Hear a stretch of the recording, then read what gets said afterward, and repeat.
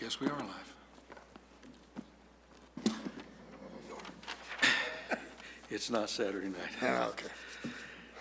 Okay, this is the January 25th regular meeting of the Littleton City Planning Commission. Doreen, would you call the roll, please? Commissioner Bockenstead, Here. Commissioner Brown, Here. Commissioner Coronado, Commissioner Iteria, Here. Commissioner Newfinke. Here. Commissioner Metcalf, Here. Commissioner Samuelson, Here. Commissioner Stavropoulos. Okay, 2 members absent, but we do have a quorum. Okay, first item on the agenda is minutes of the December 14th meeting. Do I hear a motion with regard to those minutes? I'll move to approve. Thank you, Norm. Second? Second. Craig beat you out by half a second, Steve. Okay, any corrections, additions, other revisions to be made to the minutes? Did we start at 7:30 or 7? In the minutes, it says 7:30? Oh, it was 7, yeah. 7, okay. We thought maybe you were late. Hey, I'm late, but I'm not that late. Okay, so that correction stands. Doreen, I'll make note that Commissioner Coronado has arrived. 7:30. Not 7:30.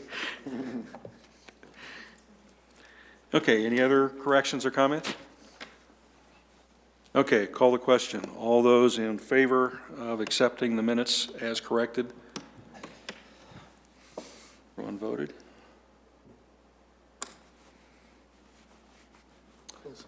Close enough. Minutes are accepted as corrected.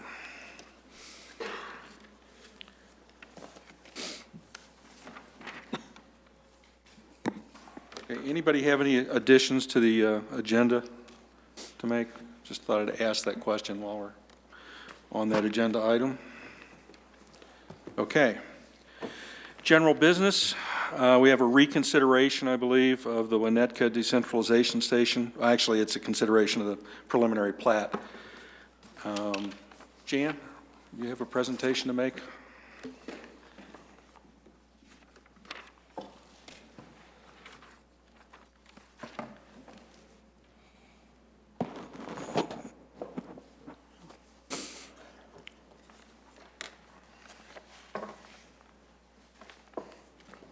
Good evening, Commission. Tonight before you, we have the preliminary subdivision plat for Winnetka Decentralization Station located at 3811 West Bowles Avenue. The applicant and property owner is Denver Water. They're proposing to redevelop their property that they've owned and occupied since 1916. It's located at the northeast corner of West Bowles Avenue and South Lowell. It's approximately 3.14 acres. Has been their decentralization station for several years. They're proposing to raise the existing improvements and to replace them with an upgraded facility in order to continue providing water service to the Littleton area. On December 1st, 2009, City Council approved respectively both the rezoning of this site from A1 agricultural to PDC Plan Development Commercial, and also approved the General Plan Development Plan, which addresses the allowed uses and development standards pertaining specifically to this site.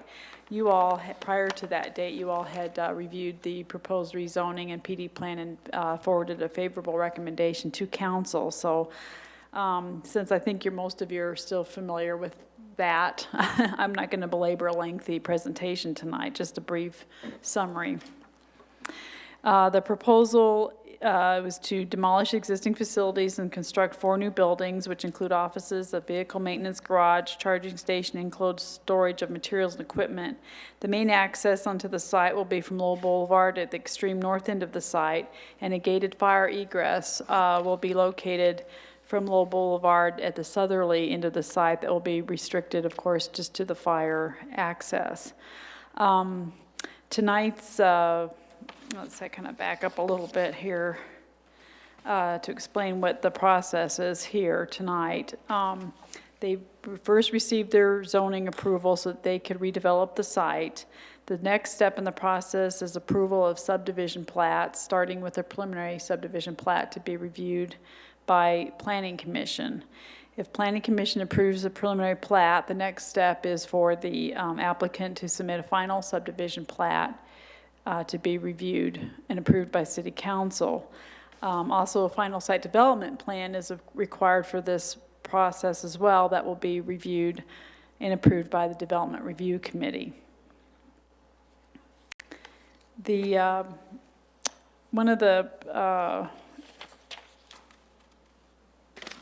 requests by applicant that they're allowed to request at a platting is as waivers to the subdivision regulations. When reviewing this proposal, DRC reviewed and discussed with the applicant the requirement for providing sidewalks along Lowell and Bowles.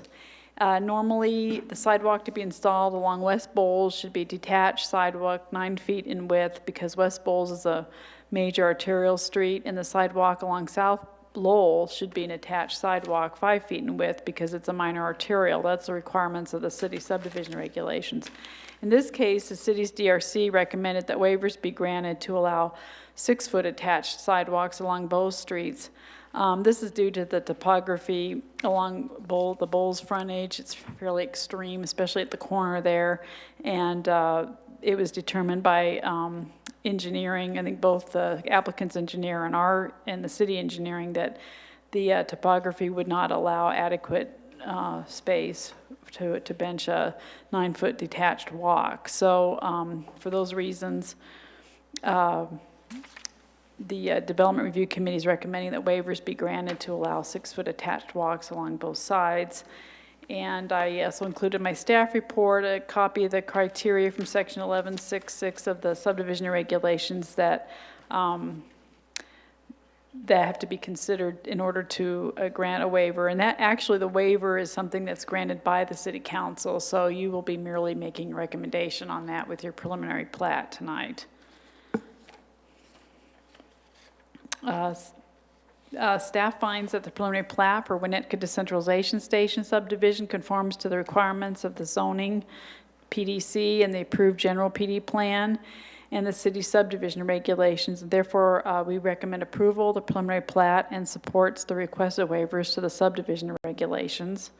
And the applicant is here tonight. They're not really going to make a formal presentation, but they're here to answer any questions you may have. Okay, questions from the commission? Julio? Quick question. What is the current number of lots on this site? Current number of lots? Yeah, it's a subdivision, so I want to know. Well, it would just be, it's just one, it would be platted into one lot and block. So that's what it is today, or is that what it's? That's Well, it's what we're voting on? unplatted right now. It's unplatted. Yeah, let That's- me explain. It's unplatted right now, and because they're raising all the buildings and going to be getting building permits for new principal structures, our code kicks in and requires them to plat the property. Okay? That's the only thing I That's didn't hear. okay. I just have a strange question. So Denver Water has to approve Denver Water's facilities? Well, just like we have to approve our facilities too, so I've got a question. We're doing the preliminary plat tonight, correct? Mm-hmm. That's correct. The waiver for the sidewalk can be made by the city council, correct? Correct. So as in the planning commission tonight, do we not acknowledge the waiver at all, seeing as though the city council is the one Yeah. able to make the waiver and not us? They're the ones that actually approve or consider the waiver with the final plat, but at the preliminary plat level that you're looking at it, you're considering making a recommendation to them regarding the waiver, just like you do kind of with a rezoning. You know, you don't have a final say on that, but you're making the recommendation to them, so this is similar. But we make the final rec on the preliminary. You approve or deny a preliminary plat, And then, of course, they turn in a final subdivision plat that has to conform with the preliminary plat that was approved by you. But the council actually approves the final plats, and the reason for that is, I mean, the code sets it up that way, but the reason for that is it's the council has the authority to accept land dedications and easement dedications and that sort of thing, and that's what comes with the final subdivision plat, so that's why that goes to them. So would we look at it as the sidewalk as the way the code is written? Yeah, I mean, you're looking at, this is what the code requires for sidewalk. This is the criteria in the subdivision, because there's that section in the subdivision regulation that does allow for waivers and modifications to the requirements, and that can involve sidewalks, you know, either installing them or not installing them or changing their widths. It also can apply to other subdivision criteria or requirements that, and in this case, they're only asking for a waiver on the widths of the sidewalks. And what you're doing is you're looking at that and you're just making a recommendation to city council on whether or not you'd support that or agree with that. So And then that would get forwarded on to city council when the plat goes in front of them. whichever way we act on this preliminary plat, which now includes the waiver, city council is still free to make their own decision. Right, just similar like you are with the zoning applications. So Jan, is it two separate actions the planning commission takes? Do they make a recommendation on the preliminary plat itself? They vote on the preliminary plat Right. and make a recommendation on the waiver, is that Right, correct? So it's two right. separate things. Yeah. Thank you. So there's two separate actions, Yes. Yeah. Two separate actions? even though we have one motion. Well, you have one motion, but if you know, if you agree with the suggested motion, you make it the way it is. If you have an issue with the waivers, you can change that motion to basically say you approve the preliminary plat, but, you know, you're recommending blah, blah, blah to city council regarding the waivers, if, you know, so you can change that. Okay. Other questions? Comments? I had one clarification on the original proposal that we looked at, what was it, 4 weeks ago? The zoning. The zoning. Yeah. The site plan showed the head gate on the west side of the lot as, at least on one of the drawings, as new as opposed to existing. The current preliminary plat is consistently referring to it as existing to remain. So just for clarification.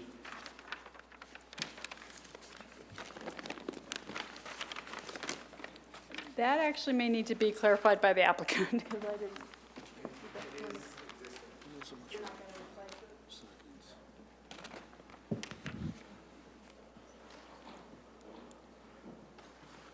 I know that zoning, the issue was is that they were proposing to replace it with a new head gate and had it on the inside of the fence that South Suburban obviously had an issue with, and then they corrected that to put it on the outside of the fence. But I'll let you explain the current condition.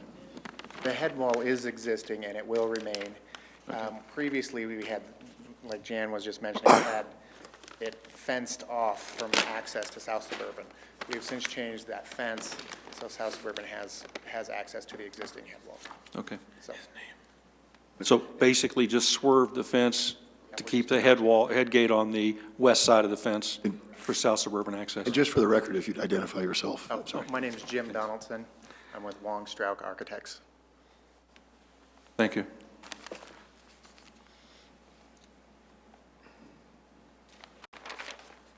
Okay, I have one more question about the sidewalk, if nobody else has anything else. Okay, so the current standard is for a 9-foot detached sidewalk along an arterial. Now, aside from the fact that I'm hard-pressed to imagine needing 9 foot of sidewalk for pedestrians out there at the moment, I guess my question is, normally we'd looked for a detached sidewalk along an arterial for increasing separation from traffic and splash back and that sort of thing to the pedestrians. If there was room for a 6-foot sidewalk on the slope from west to east, I'm hard-pressed to see why that would be a hardship trying to do either a 9-foot sidewalk or a detached sidewalk. So is it the slope or is it the cross slope? I mean, it looks like there's a drainage swale to the north side of the proposed sidewalk location, but that would normally seem something that's not too difficult to regrade. My point, Jan, is if normally we're looking for a detached sidewalk to protect pedestrians, even if we drop it down to 6 feet, couldn't we still accomplish that goal? Well, I'll let the applicant address that, but it was our engineering staff's thought that the topography would not allow that construction, so I was going by what our engineers were commenting. I think I'm addressing more the use aspect of it than engineering, but if there's a valid reason why it physically can't be done, I'd just like to hear it. I'm not the civil engineer, so I may not be able to answer this intelligently, but I believe it was, the topography was so great that we were going to have to add a fairly extensive retaining wall, even with 3 additional feet. But like I said, I'm not the civil engineer, so I can't absolutely confirm that. I'm just looking at some of our drawings to see if we show the topography.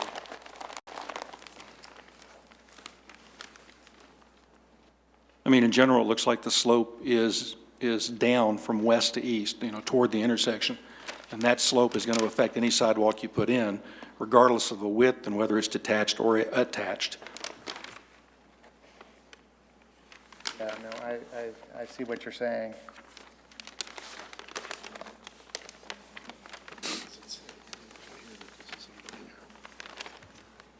Possibly, well,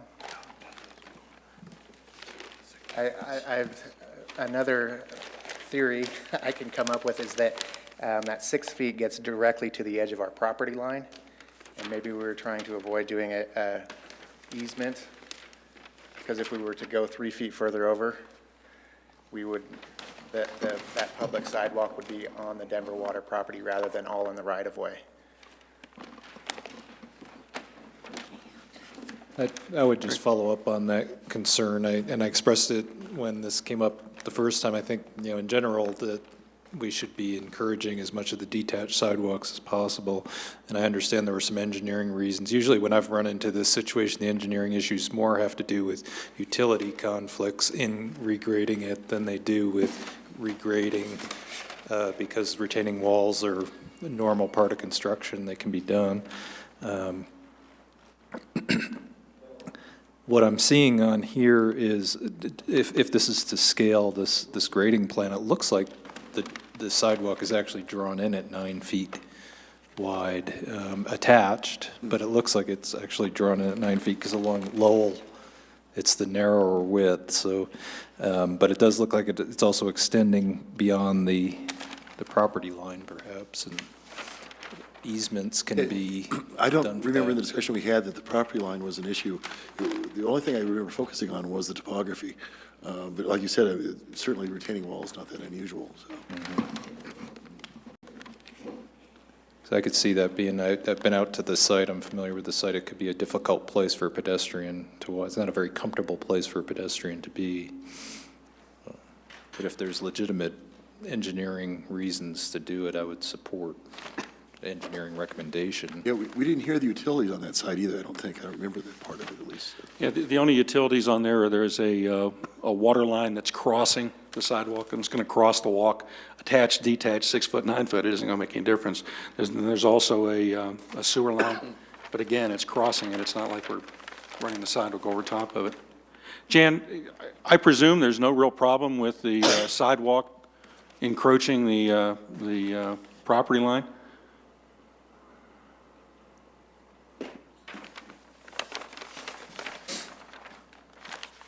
Not usually. If that happens, they just either increase the right-of-way width, or what they usually do is just execute a roadway purposes easement to, give the public right on that sidewalk. And it's, the best of my recollection is that the reason for the the attached 6 foot was a topography issue, not the utilities. And it was a joint, agreement by the city engineers as well as their engineers that it seemed to be an issue, so.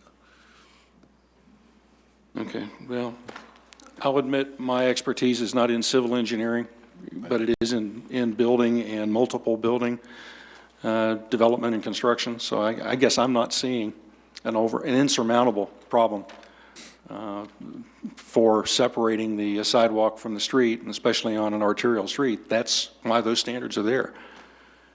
I'm not sure whether it's appropriate for the chair to offer in a, The rest of the discussion, I think, was that the sidewalk kind of disappears as it goes farther west, and so the thought that, this was kind of a lone stretch, it becomes attached later, so they weren't sure, that there was a tremendous advantage, even though, I guess you could argue that it's at the intersection and you may have more conflicts there than you do farther west. is there a sidewalk on the south side of Bowles at the moment? I mean, I know there's no sidewalk at the Chambers Farm to the west of this lot. Does anybody I don't recall? remember on the south side if there is or not. So essentially what we're saying is the only sidewalk we'd have going west from this intersection would be a 6-foot walk attached to the curb and gutter right by the road instead of a detached walk to give a little protection to And then pedestrians. my recollection too is that I think they were going to, I think South Suburban at some point is talking about having a connection into the park on the west side of this property, so that it would connect into that. So even though it doesn't connect very well on Bowles, it would be a connection up into the park itself, so.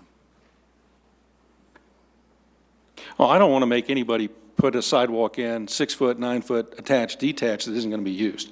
I mean, if it's sitting there all by itself, it isn't going to be connected to anything, Well, it there's would no connect to the point. park. It would, would there's a connect to the trail there park. now, and it would Okay. have a connection to the park, is my understanding. Now, then I guess my priority would be to protecting the pedestrians and separating the walk from the street. Would somebody like to make a motion to that effect, or am I in isolation on this one? No, I support that as well. In terms of a motion, I suppose it would be that half regarding the recommendation to council on the waiver. Would I be correct on that? That's what I would assume.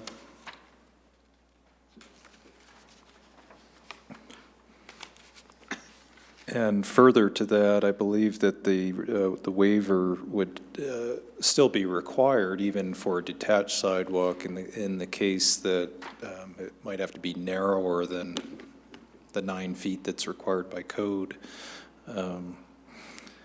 So I guess my motion would be to not recommend a favorable waiver on the attached sidewalk, but to request that we have a detached sidewalk, not necessarily 9 feet wide, but whatever works with the topography there.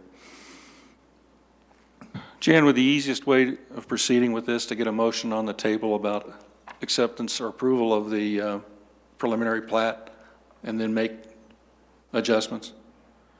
Okay, let's try it that way. Okay. Get the main motion I out think there and that'd then be we can easier. tinker.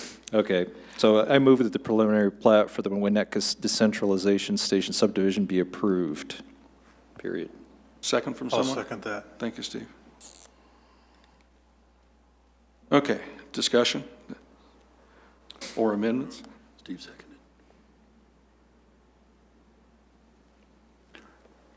David, Norm? my recollection was that it was an issue of slope. We discussed this when it first came to us, and I guess I concur with what Dennis said, that I thought city engineering had examined some of the issues there, and they agreed that attached was probably the best solution.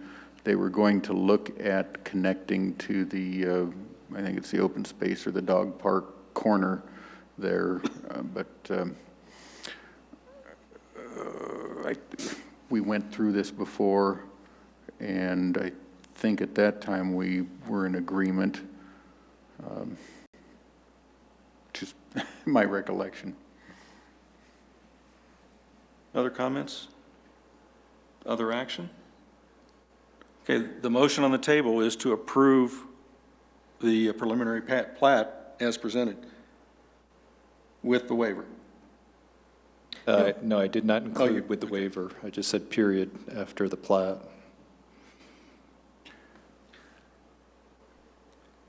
Okay, so Jan, if we vote to approve this motion, that means the preliminary plat would go to city council without a recommendation that the waiver be granted? Well, it seems like we could make another motion I think we on should. that. Separately?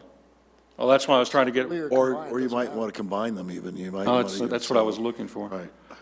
Let me amend, propose an amendment that we also approve the requested waiver to the subdivision regulations in our recommendation to council. Second? Repeating that out, I'm sorry. I'm adding the second part. I'm recommending as an amendment that we approve the requested waivers to the subdivision regulations in our recommendation to council.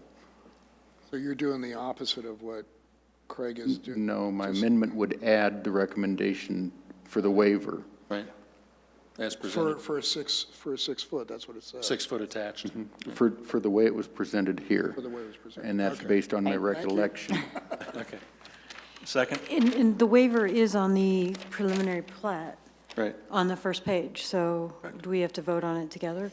I mean, is, Well, this amendment would be to restore this to the preliminary plat as I presented think and the other documented. alternative would be if you decide you don't want to go with the waiver, that you could include in the same motion that you do not approve it, or you do not forward a favorable recommendation, something to that effect. So it's very clear that, yes, you're recommending approval of the plat with this one difference. So that you kind of tie them together, that either it's in there or it's not in there. Right. Seems to be the clearest. Right, but I think that you should vote on Norm's proposed motion first and then move to If- the alternative. Okay. If my amendment fails, then it's clear that we didn't like that. That would be the hope, yes. Is there a second? I will second Norm's motion. Thanks, Kurt. Okay, further discussion. I mean, I think Craig's suggestion of a detached sidewalk should be discussed before we vote on the motion. I mean, what do you guys think about requiring a detached sidewalk without any specific width? Yeah, and it would have to be subject to, obviously, engineering review.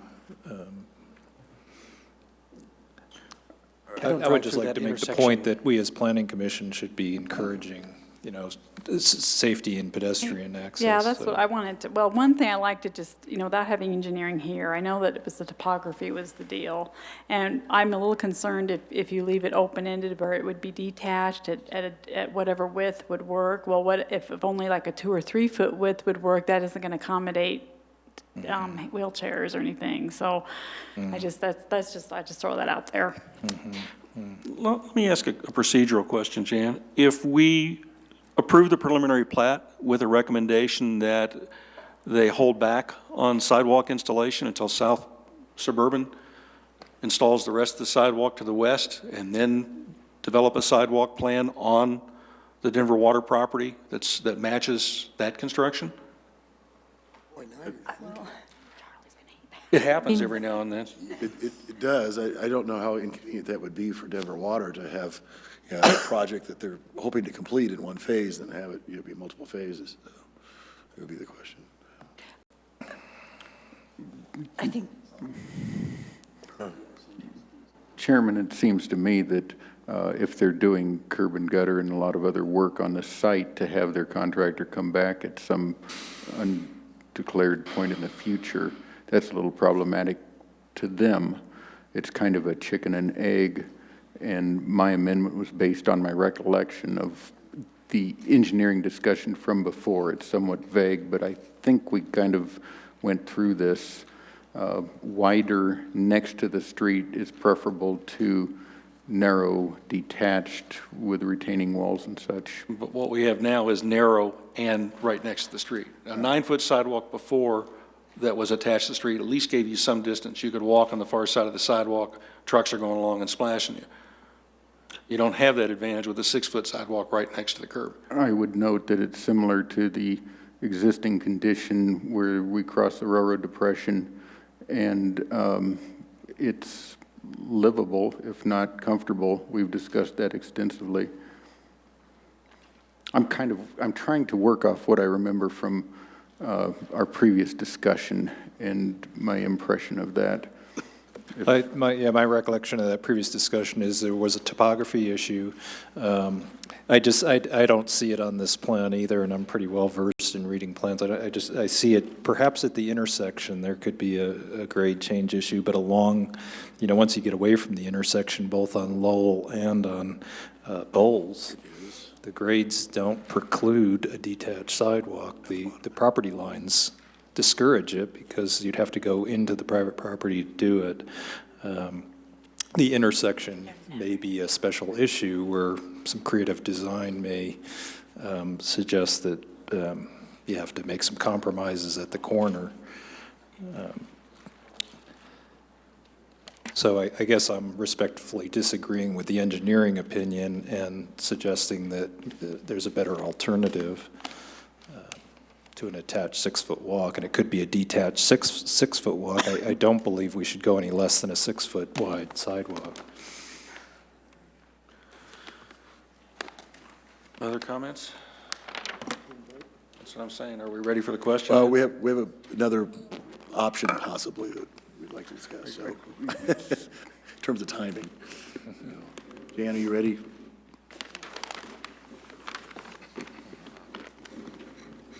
Jan, they're getting ready to vote. Do you want to intercede?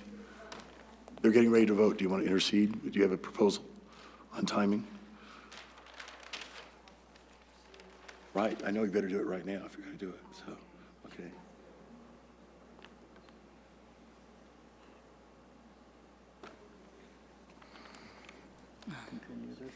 No,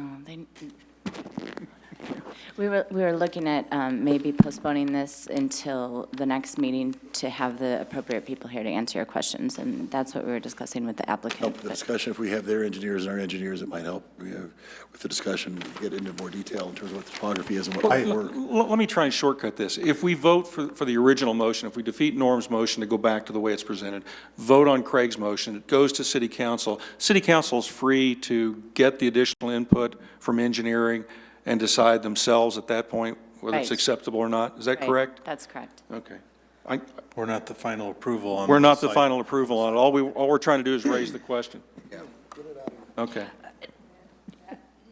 So we're ready to act on Norm's proposed amendment? And Jan's thought you might want to include that kind of discussion in your motion too, that kind of discussion take place at City Council. You recommend that, both parties have. That issue be reconsidered again by the civil engineers and. I'll take I think that as a Doreen is- motion. Yeah, I think Doreen is taking notes that reflects exactly that discussion. No, she really? isn't. Okay. You think so? I trust you implicitly. We call the Okay. question? Call the question? Okay. The motion on the table is to restore the waiver for a 6-foot attached sidewalk in lieu of a 9-foot detached sidewalk. All those in favor, please vote.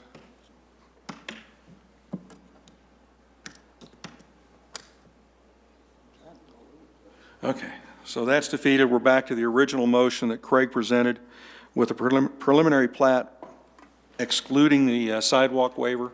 Further discussion?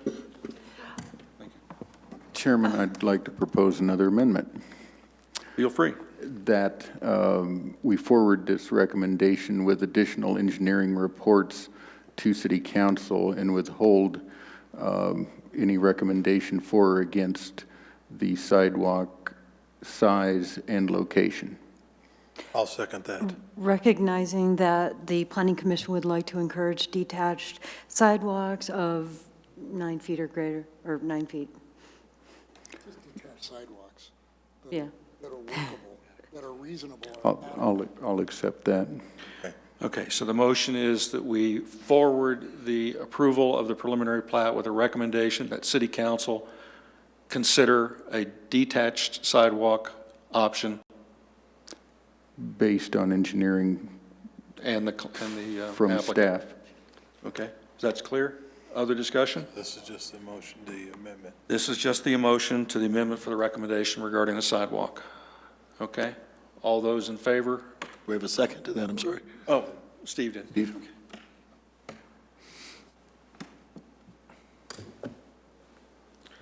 7-0.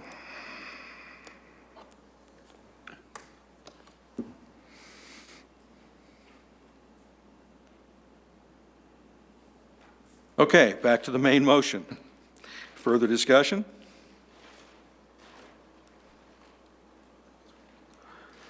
Okay, call the question. The motion on the, yes, I did, this time. I'll watch it. I know you do, every minute. Okay, the motion on on the floor is to approve the preliminary plat with the amended recommendation of the city council regarding a consideration of a detached sidewalk option. Well, everybody will vote.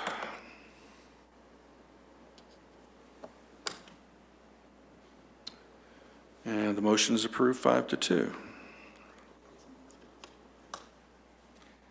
motions.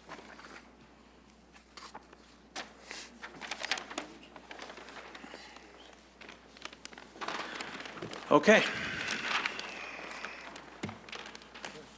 Any unscheduled public appearances?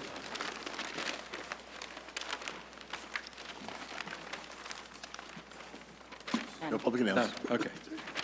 No public hearings. Long-range planning, we're going to take up in a study session upon adjournment of the regular meeting. Takes us to reports, staff reports. Yeah, there are two things. One is, we've been talking a little bit about the Rocky Mountain Land Use Conference. I know Julio has talked about it, and Craig has said he's interested in going.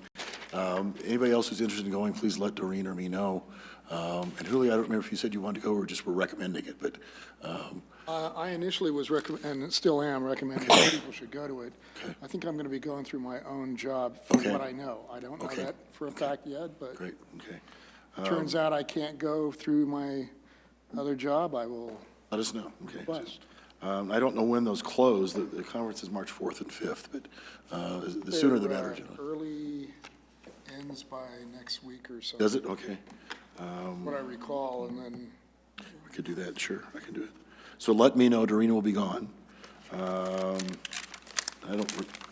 got the flyer, but I don't think they tell us when it ends, but I'll look. Okay. Second thing is, I also sent out a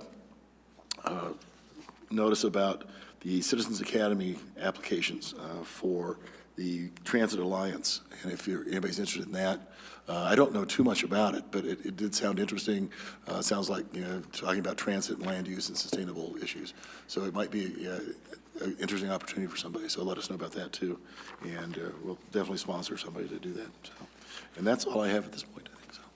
Dennis, was the Citizens Academy for the Transit Alliance, is this a first-time thing, or did No, they do this? they've done this before, and Okay. we've actually sent out. Is anybody from the city staff? Not that I'm aware of that anybody's ever gone. I don't think anybody's gone from public services, but we've not sent anybody from our office, but it's something we do consider, so.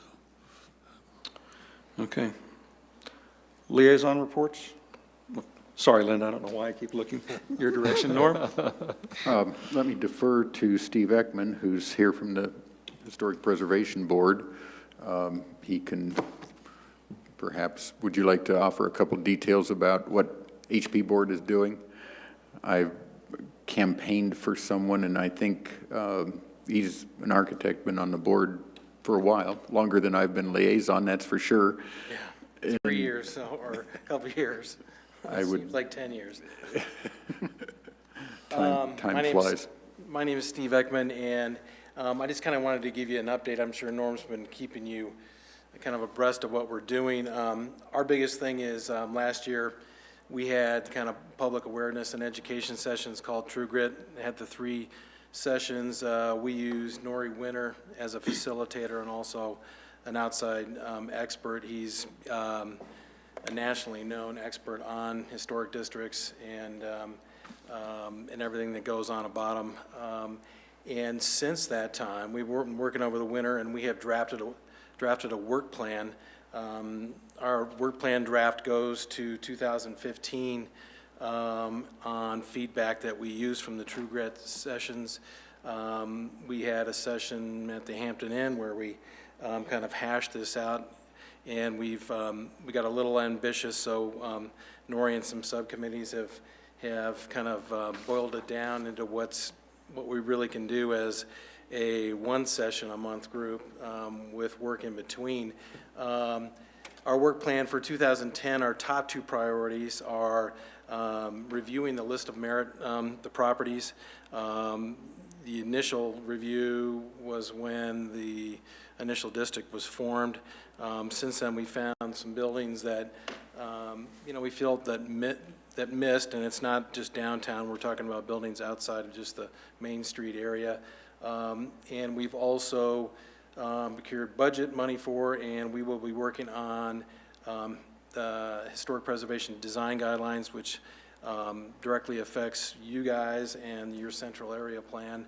That was one of the biggest things that came out of the True Grit sessions from citizens to especially developers and other architects, is really the design guidelines that are in place are really, that's great for new development and redevelopment, but it doesn't help historic preservation at all. And we've been trying to do it building by building through education that way, and we really want to get guidelines out, and we think that's really going to benefit, all of Littleton. A couple of other things that we're doing and rotating, obviously Norm, I think it's a great idea, has got us to get a liaison. Kind of with our work group, we will probably be passing off the liaison either on a monthly basis, since you guys meet so much, and we have a lot of work to get done in our own board. So tonight, it's been very fascinating, but I'll be kind of done with it, and we'll probably be passing off to another member and try to do it on a 30-day, or if you guys get into a rhythm of sections, we'll do it that way. And we really want to be involved and give you feedback on the central area plan, because a couple other things, we've got really a lot going, and Dennis kind of knows everything we've got going. Our other big thing is Arapahoe Hills. We're working right now we've gotten our second survey from the state. So we're working towards our local designation with them and state designation. The neighborhood is really wants to, their goal is for placement on the National Register. So there's a lot of work for us to help them out to get that done. And just, that's probably the main plan that we've been working on, and we really try to focus in on those segments. But I will tell you that, for you guys, as I've been sitting here for 4 or 5 sessions, the outside facilitator has helped immensely. And we could have never gotten this work plan done and all our outlines done without that facilitator. So it gives us our big picture framework, and as watching you guys for the 4 sessions, I really think you need to come up with some sort of big picture framework, because I think your job's harder than what we're doing. In a much bigger scale, and our facilitator happens to be a great outside expert and a city expert for us. So, and I think Dick Farley, I've learned a lot in the 4 sessions I've been here too, and I think you really got to use him more and get more out of him. We really put Nori front and center and really make him talk. and then we bounce ideas off each other and off him. So that's the differences I've seen, and I think that might help you guys out a lot. But feel free to ask anything in the central area plan areas, and as you get farther out into the other areas and other historic areas, we'd love to help you out, and hopefully having someone here can answer any questions that you need to. Otherwise, we can go back and make it part of our monthly agenda to help you out. So. Sounds like it might save some time going back and forth. Yeah, I think it will. I think it'll shorten up that time gap and help you guys out a lot. So that's it. Can we ask I have a few questions for you, Yep. if you don't mind. One is the Central Area Historic District. Right. I understand that's an opt-in type of district. How is that defined? Like, is there a line on a drawing that we? There is There a is. drawing down at the city that you We can do have a review. line, and actually, it's a map that we can bring in. I've had it here periodically, but there's a boundary for the district itself that goes around the individual buildings.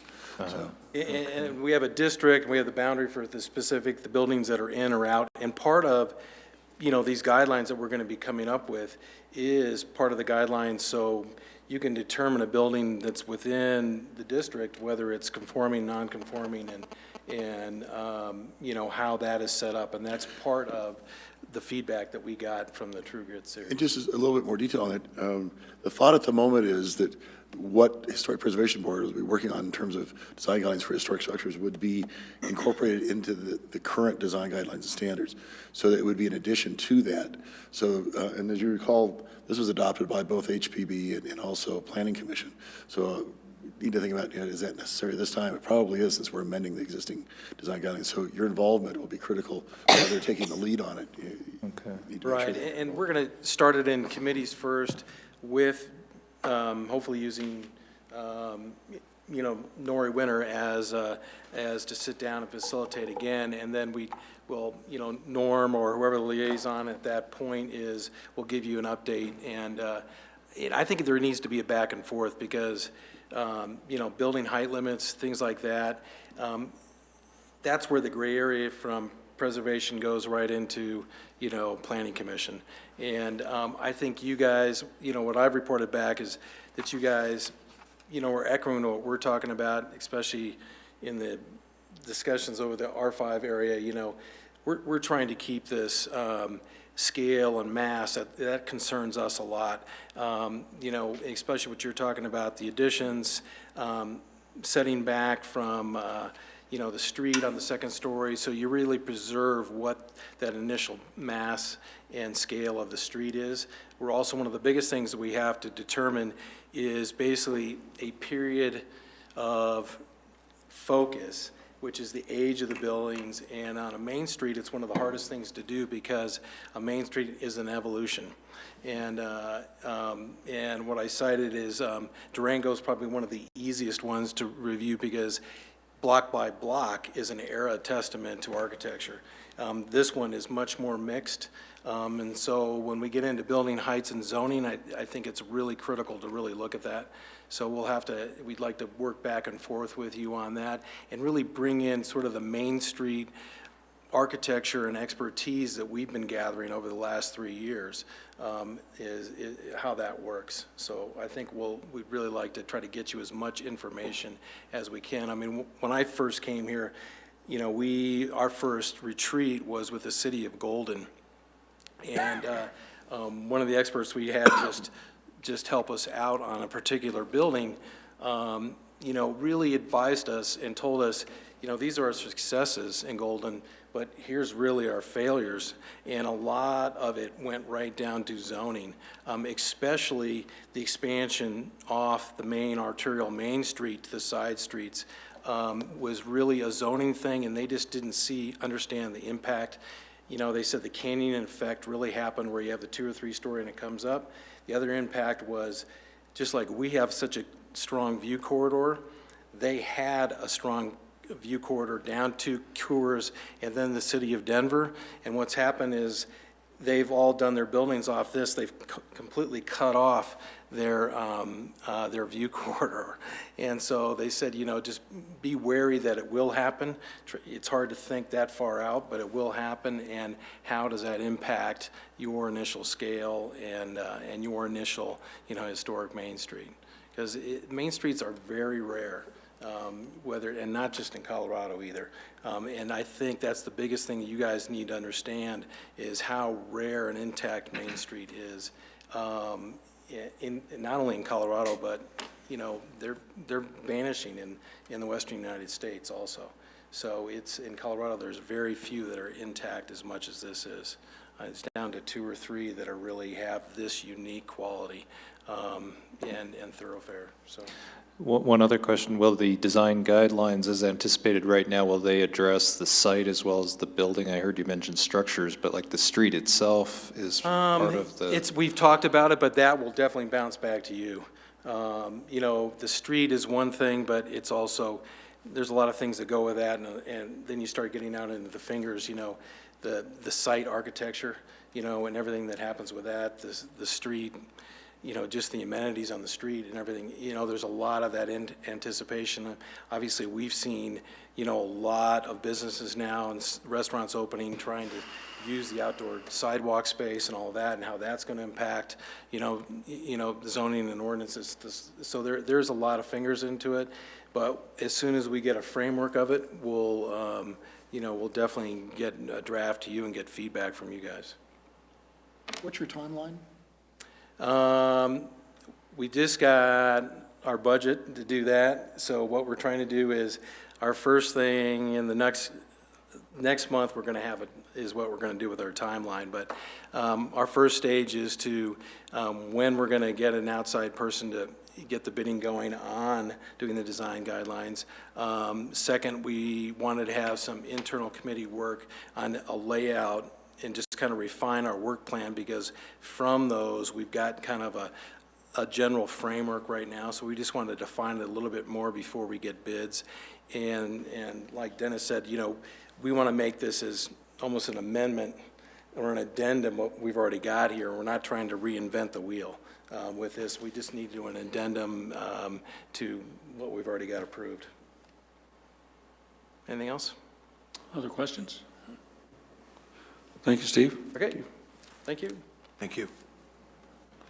Okay, other commissioners' reports? Craig, comments or issues to bring up? Nothing to add? Linda? Nothing? Steve? Julio? Nope. Kurt? Norm? I'll fill the void. Julio, to your question, probably it could be emailed, but there's a Littleton Preservation Program strategic work plan that was handed out at the HP board meeting. This is it, and it shows the areas they're going to focus on in 2010. Steve spoke of it a little bit. It could be emailed to you guys, and you could print a page if you were interested.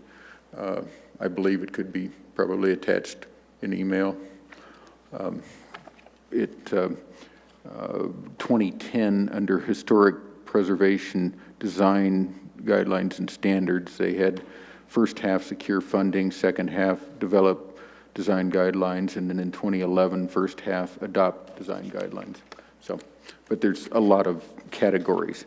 Another item, of course, or perhaps you remember, I pestered council about filling our roster with an appointment. Dave Metcalf is the one, or I'm sorry, Dave Mitchell. We need different last names or fewer Daves. Dave Mitchell is the one up here in the audience who had indicated to me that he might be willing to serve on Planning Commission. I recommended him.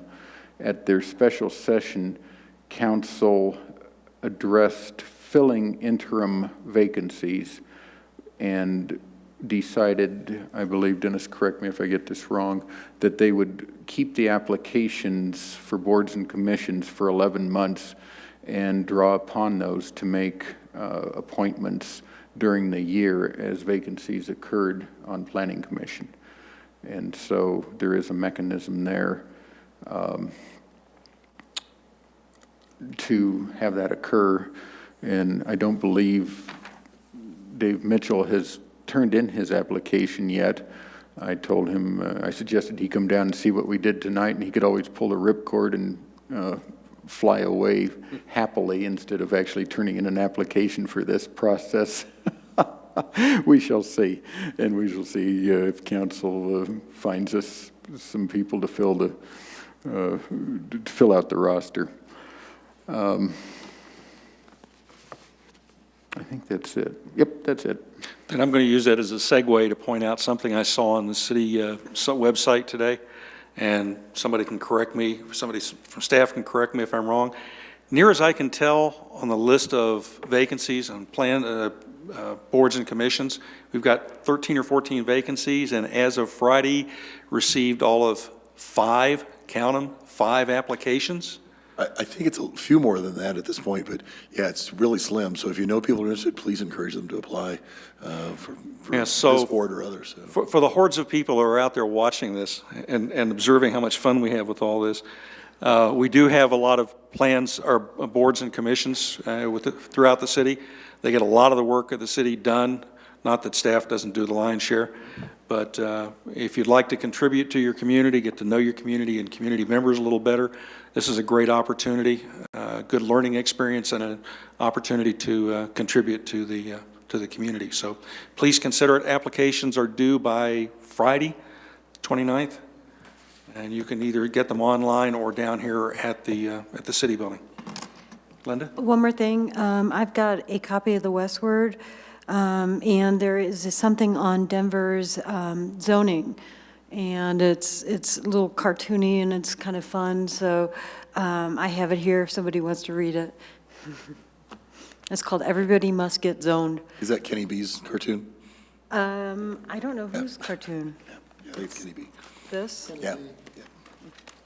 So you can pass it around. Okay, no other comments? Do I hear our favorite motion? So move, close the regular meeting. Second? Second. Second from Craig. All those in favor? It's 7-0. You're right. I forgot to turn it off last time. Called intermittent reinforcement.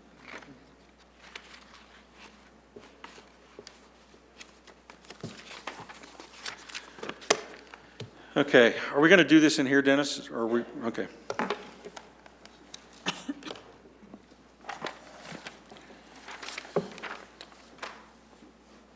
Because I didn't realize it was a two-page agenda. It's a two-page agenda. It's basically the agenda you've seen before. The top part of the agenda, talking about the height, is basically a repeat from what we've had in the last agenda, going through and just kind of summarizing what we've talked about in previous meetings.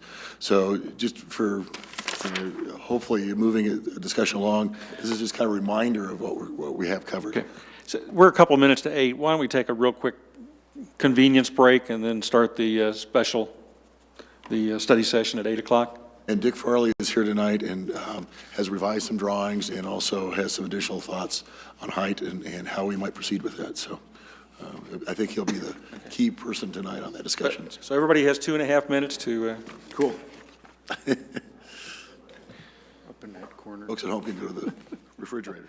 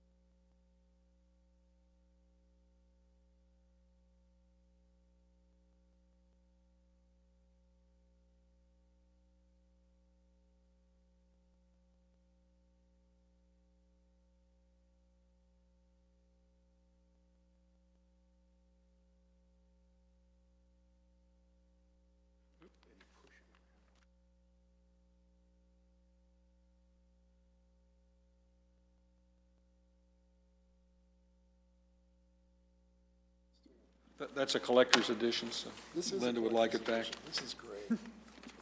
I'll be willing to share. Okay. Details in this one. I don't know.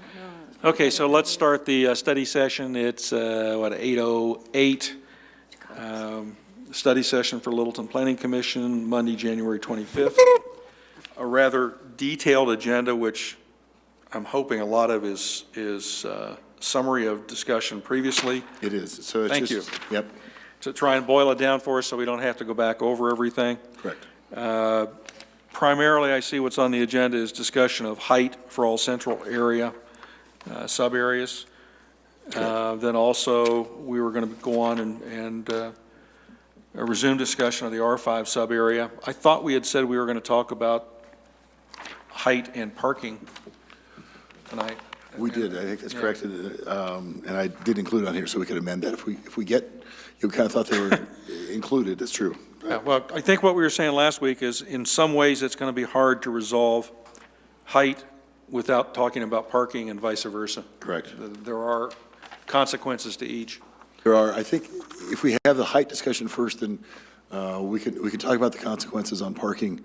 And we have had handouts, and I have more of those, if you want to actually get into the parking discussion in terms of what the current requirements are and what that means. So, but I think there's enough to keep us going for quite a while on height. Dick has actually gone through and done some additional analysis on height. As you recall, it was, I think 3 meetings ago, he went through his drawings, and we had a good initial discussion on height in terms of existing conditions and what the existing heights of the current buildings are. I have some of that information again tonight if you need those matrices in terms of heights of existing buildings, if you don't have those. And we can hand those out again, and as well as the initial drawings that were done. But I think the key thing would be maybe hand it over to Dick and let him kind of talk about what he's been doing, just to give, as he's been reflecting on the kind of discussion he's heard previously from Planning Commission in terms of height and what the questions have come up, so. Okay, can we start with a real quick summary of where we stand right now on the central area as far as height restrictions? Do we need to go through that area, sub-area by sub-area, or is there a pretty simple? It's pretty simple, actually. Okay, It's good. based Just- on the zoning, and there's a restriction for the CA zone district, and it applies, and then it can be varied through the PDO process. So there is a base height limit, and then with PDO, you can do whatever you want depending on the process, on the individual development proposal. So if you look at the different developments that have been approved, for example, they get up as high as Littleton Lofts, which is 66 feet, again, through the PDO process. So far beyond what the baseline height is. Well, let's take it a step at a time. The baseline height per the CA zoning is? Well, I'm going to look it up. I think it's 40 feet, but It is 40 feet. Is it 40? Thank you. I wasn't sure whether it's 40 or Any heights 35. here recently, so that's Okay. 40 feet, and then again, through the PDO process, the overlay process, which provides for individual review, flexibility for individual sites, it has been increased. Oh, thanks. For individual projects. So through previous PDOs, we've increased heights of specific projects within the central area. Right. To, what, 66 feet? I think 66 is feet. the highest for Littleton Right. Lofts. That's the highest for recent developments. If you look back at the historic projects, for example, the Columbine Mill is 84 feet, the courthouse is 84 feet. So historically, they were taller buildings, and kind of the question is, what's appropriate currently? So, and if you look at the height of existing buildings on Main Street and the other parts of downtown, and I think part of the discussion Dick would like to have is, what's our goal in terms of, what kind of image, if we're talking about small town character in our goal, and that's why I think repeating that in the notes was kind of important, because what we put as a goal was to maintain the small town character that's unique to Littleton as established by new construction that is compatible in height with historic structures, subordinate in height to selected iconic structures, such as the courthouse and the mill, is of a height that is respectful of and helps frame key mountain views, and as it meets adjoining sidewalks, is a height that is comfortable for pedestrians. So then we had discussion about the fact that currently we're doing this on a case-by-case basis, and there was some discomfort with that really we should have a larger plan for where is height appropriate, where is it not appropriate, rather than looking at them individually. And again, we talked about Main Street and what's appropriate there, and then what's appropriate in different parts of downtown. So that's kind of the discussion we've had to date, is starting with, what's currently allowed, what have we seen, and what are the heights of our iconic structure, and what are our goals. So I think that may be a good lead-in to Dick, if that's all right. Okay, there are a couple ways we can go at this as far as general discussion. I mean, right now, the existing situation is CA is a limit of 40 feet. PDO can and has increased that height in certain situations. The other areas we have to deal with within the central area are the B2 at the west end of Main Street. Correct. 35 foot or 40? I think it's 30 or 35 for B2.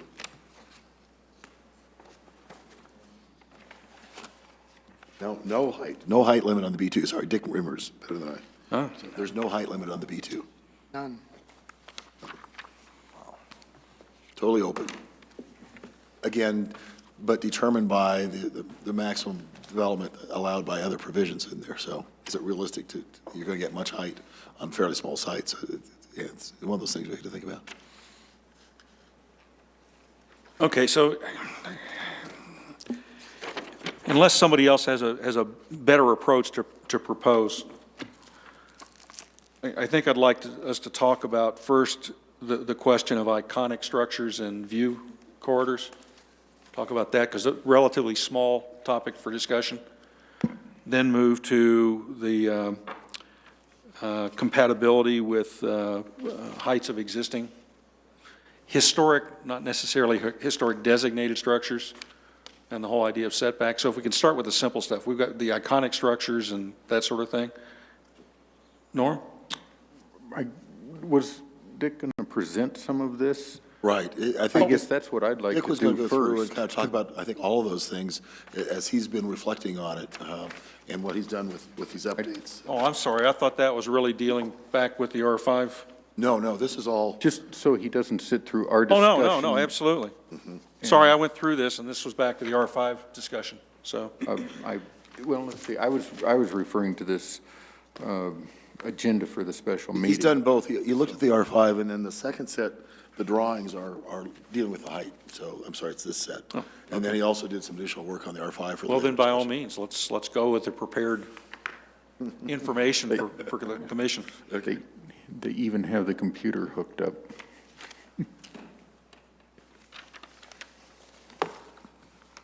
Well, I'm not sure how prepared this is, but we simply updated the cross-sections we've done in the past to try to understand what were maybe the markers for height, existing height downtown. With the, and what I've handed out to you are just simply 11 by 17s of these drawings. This is a cross-section down Main Street, and on the far left-hand side, you can see the courthouse, which is in the, I think it's close to 80 feet to the top of that, to the top of the cupola. The next highest building is the mixed-use building right at the end of Main Street, which is about 40 feet. And then it all sort of tapers down to the little, the melting pot, the Carnegie Library, which is in the neighborhood of 20 to 25 feet. The view down, this is your classic view. The view down Main Street is what defines, in my mind anyway,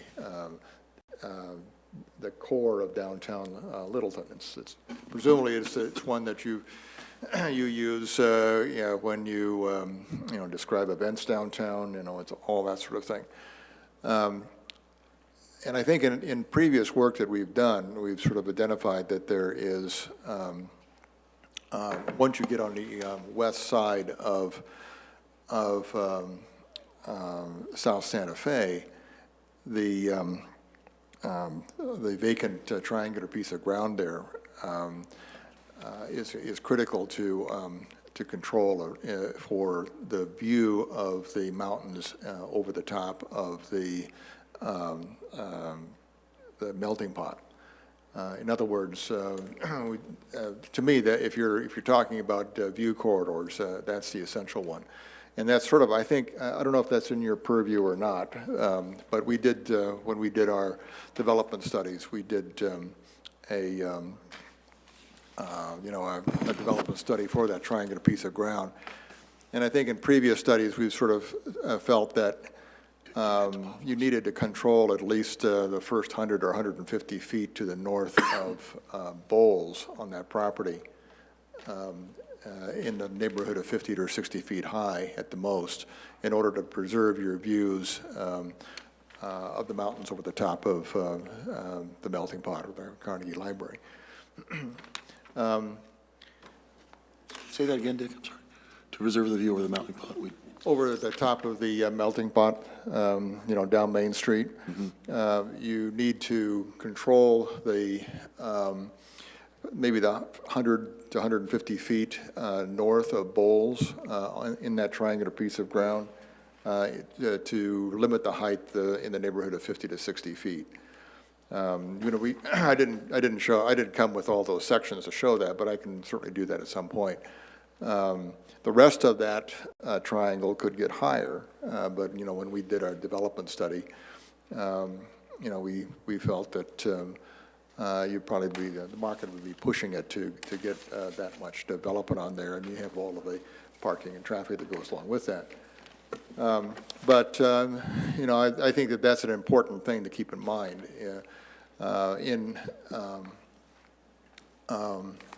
On the north side of Main Street, again, I think that if you were to, or actually both sides of Main Street, if you were to maintain a 40 to 45-foot height limit along Main Street, you'd really need to step back the first floor or two in order to keep a 1 or 2 story feeling on open space, or a feeling of space to Main Street. Sorry, to step back the first floor or two, or the second or third floor?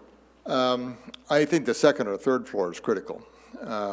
If you wanted to, I think there's been a project or two that actually stepped back the second floor over the first floor, and that's okay. But getting up 2 stories is fine on both sides of Main Street. Stepping back the third or the third and a half floor after that is important. I think that. And Dick, does this get into Steve's point about Golden, about the closing down the view with when they had the height, they were trying to control the height and got into the zoning with it, and yet they lost that long-term view. Is that kind of where you were going to? Where was that? Hold on.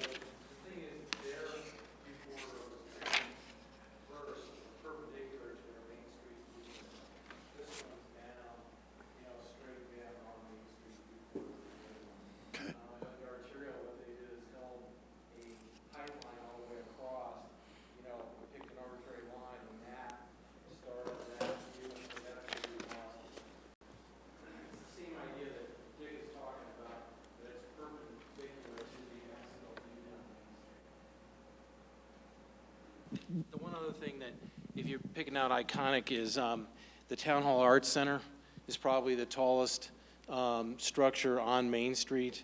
And if it's a 2.5 story structure, and you can see it on Dick's, one of his cross sections, is all of a sudden the building that jumps up, it's between Prince and Nevada. And even with my glasses, I can't read these numbers. Thank you. Yeah, right, come You down. have to go sit down at the table down here. Not everybody's used to the handheld mic like American Idol, so. Yeah, really. Well, so let's hope that you guys are as tough judges. The one building it's on this sheet number F, but it's the section that was up on the computer from the courthouse down to Carnegie Hall, or Carnegie Library. We wish it was Carnegie Hall. But the Town Hall Arts Center does show up on that south elevation on the section, and it's that one building that's the highest, has the highest parapet.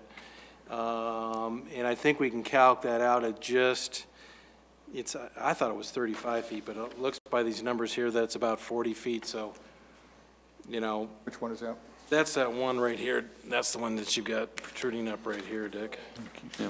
And that's probably the highest of the Main Street structures. That's about 35 feet. Yeah, and then the next one over, the Cower Building, is one of the other prominent historic structures, and that probably has the other highest facade. So when we've been looking at buildings, we've been trying to keep new development, you know, or additions, remodels subordinate to those structures, and trying to keep those friezes and parapets as the dominant. So I think when you reach 40 feet, you're really reaching the maximum height over what we really like to see. And I think if we do a little bit more study on really what the heights but that, we do know that that's the highest building. And it is one of the iconic structures besides the courthouse and the Carnegie Library. The Town Hall Arts Center is really third on that list of iconic structures, and it happens to be in the Main Street corridor. So that essentially is saying if we take that as the direction we want to go, we'd be taking essentially what we have right now, central area height limit of 40 feet along Main Street. Exactly. The one that we're most scared about is the B2. Right. Can't imagine why. Yeah, because you can really amass more property down there that you think, and that's where it directly coincides back to Golden, what happened. So we're more worried about the B2 than the rest of the height, because we feel that, you know, through DRC and everything else, the height will be controlled by the existing structures that are there. Steve, Like to just one continue, quick. Dick? Well, yeah, I think that the only thing I'd add to that is that, is it Littletown? That caps out at about 39 feet, 40 feet. Yeah. And that's the new mixed-use one? You know, that's. Where the Littleton Reporter is, Oh, right. on the north side. And I think that has a third story that's set back from the street. And it's set back so far, like Dick has been talking about, that most people think it's a one-story building. I'm sorry, which one is It's this? where Littletown, where. Right, it's Sycamore and Main Street on the north side. It runs from Sycamore to Prince. Where the Independent is in there? Kind of, yeah, to the alley, sorry. So it's red brick, it's got an interior all It's a atrium. red brick, newer building. Newer building, yeah. And that doesn't show up on this elevation because on the north side, On the right? No, but I've got it in the PowerPoint. I could pull the PowerPoint up. In terms of just overall perspectives, aerial perspectives, I could show it in the PowerPoint, but not in terms of the section. This is the one that's immediately west of Merle's with the. No, this is no, clear on the no. other end of Main Street. This is They're in, directly across from the new cookie store. So right between Sycamore and Prince, or the alley between, it's where the Littleton Reporter is. Right. It's an office building. Yes, it's an office building, right. And it gets fairly tall as you go north of Main Street. It's short on Main Street and steps back, so. I think we've got a section through it, if I can find it. But it's also a bigger property, isn't it? Go deeper than It normal? is, it's not deep, a and they normal have Main surface Street parking property. behind. Right. And then they also have, as part of the same project, they have the apartments, mixed-use retail apartments on Prince Street. It was all part of the Littleton project, so. Right, so it's an unusual property in the Main Street. It's this one right here, if you can see it on this guy right here. The step, yeah. So basically, the height, at its height, it's 39 feet, but that's stepped back from Main Right. Street. Okay. Right. So again, it's within the 40-foot parameter of what we were talking about on the south side overall. And I think what Steve is saying is that, you know, across the street, we have this mixed-use three-story building. If that were stepped back as well, then you'd have a two-story sort of feeling to the street. And a much more pedestrian compatible feeling to it. Well, I'm not sure, a two-story, three-story, you've got existing buildings there already, but, Right. okay. Okay, so again, it's consistent with the other higher buildings along Main Right. Street. Right. There aren't any other anomalies as you move west along the north side of Main Street, are there, Dick? I mean, the one we just looked at is really the highest on the north side. Yeah, I think Okay. that's right. Yeah. but, you know, that's correct. When you get, we didn't do any studies on the automobile-related uses that are down in the B2 on the north side of Main Street, you know, those ones that are set back, and there's some pretty good sized properties there. We didn't do any studies on that, but, you know, Steve's dead right. With no height limit and with structured parking, you could wind up with something that's fairly high there and crowd the street and potentially affect the views.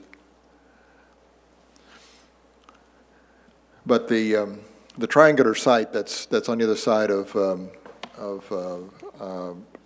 Santa Fe, South Santa Fe, is right in line with the Main Street axis. You know, whereas the B2 on the north side of Main Street is off to one side.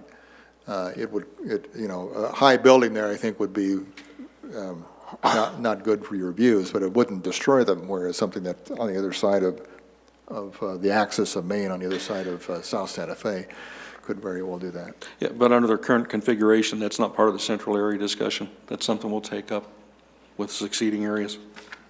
Okay. And it does have a current PDO on it as well, so. Yeah.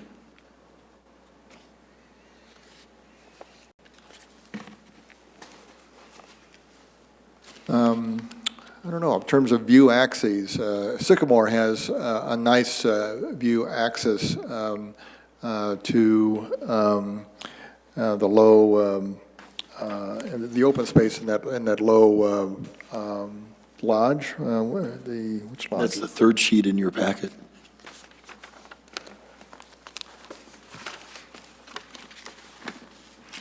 The third Third 11 sheet. by 17? Yes, it's sheet C.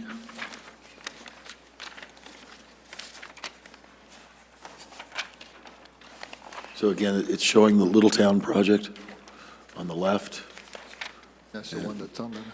Littleton Apartments on the south side of Main Street. It's got an axial view No, of this guy right here. They're not in order, so that's going to be a bit tough. Is it sheet C, in fact? It is sheet C, yes.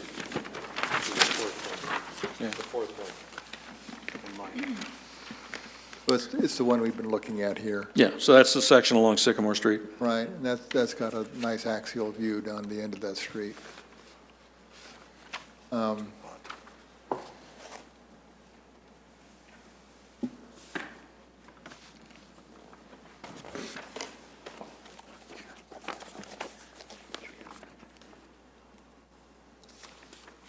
terms of height, this project, Littleton is, what is this, Littleton Littleton Station? Apartments is the one on the south side Right. of Main Street, and then Littletown is the one in the northwest corner. Right, and this one right here? That was, That's the senior residence that was not built? right. Right. Then before that, there was another one that was a story higher. Okay. Both of them, I think, are stepped back at the upper levels. Yeah, the original project, you may remember, was 4 stories, and the second one was 3. So. And I don't know how high this building is, but my guess is it's in the neighborhood of 35 feet, maybe. The building we're in now? Yeah, I would think so. Yeah. So the kind of iconic view you were talking about down Sycamore is our farmhouse next door, so, right? Right. So that's a good view, and whether or not you want to worry about building height stepping back to, you know, frame that view a little differently, I don't know. Also have a lot of mature trees along Sycamore too, which does change that a little bit, I think, too, to the view. Right. Just a quick question, going back to Steve's comment before, that the Town Hall Art Center is the tallest building along Main Street. I think the Main Street Apartments is taller, but I think you were referring to the historic buildings. I was referring to more iconic structures that Okay. we try to keep subordinate to those. Right. Okay. Yeah, because Littletown is more like 40 feet to get Littleton Apartments, right? Okay, so really, when you're talking about protecting views, whether it's iconic buildings or views, okay, iconic buildings would need, how much protection laterally? A building away, 100 feet away, a block away? How close to the building can you go before you start threatening the iconic nature of the building? I mean, at some point, you're far enough away, it really isn't going to matter for a pedestrian. For a pedestrian, yes, but for auto traffic, it's also the same thing, and Main Street's a one-way traffic pattern, so you're coming down from above and coming in. Unfortunately, you've got the little town apartments where you all of a sudden put a mass in front of it. So, Dick, I think it goes back to what Norm's talking about. There's a transitional sequence that goes, we have to allow, obviously, for Main Street to fill out. Hopefully economically it does fill out. But, I mean, do you have any background with exactly distances and things like that? Well, not really in terms of I think with Main Street, I think that if you try to keep next to the street itself, if you try to keep it in the 30-foot range, right, with step backs beyond that, you could, up to 40 feet, I'd even go over 45 feet, but the step backs are critical. Around the historic structures, like the old City Hall, you wouldn't do that. You'd probably want to keep all the, the structures within, 100 feet on either side, within the height of that structure. So the other thing with this historic, and we've learned, is that there's certain banding that go along with, already the street has kind of a determined first floor height. It already has banding, and you've got to respect that. So not only that the height goes to the first floor, to the second floor, to the overall height, what we look at when we're reviewing is that there's the banding sequences through the block happens, and it continues, even if it's new development or additions. And that's one of the things that we use is the structure we were talking about. That mixed little town does not do that. The only saving grace with that is that it's on the entire block. So it has one structure that still is adjoined in between the two, and you can see that it doesn't match up well.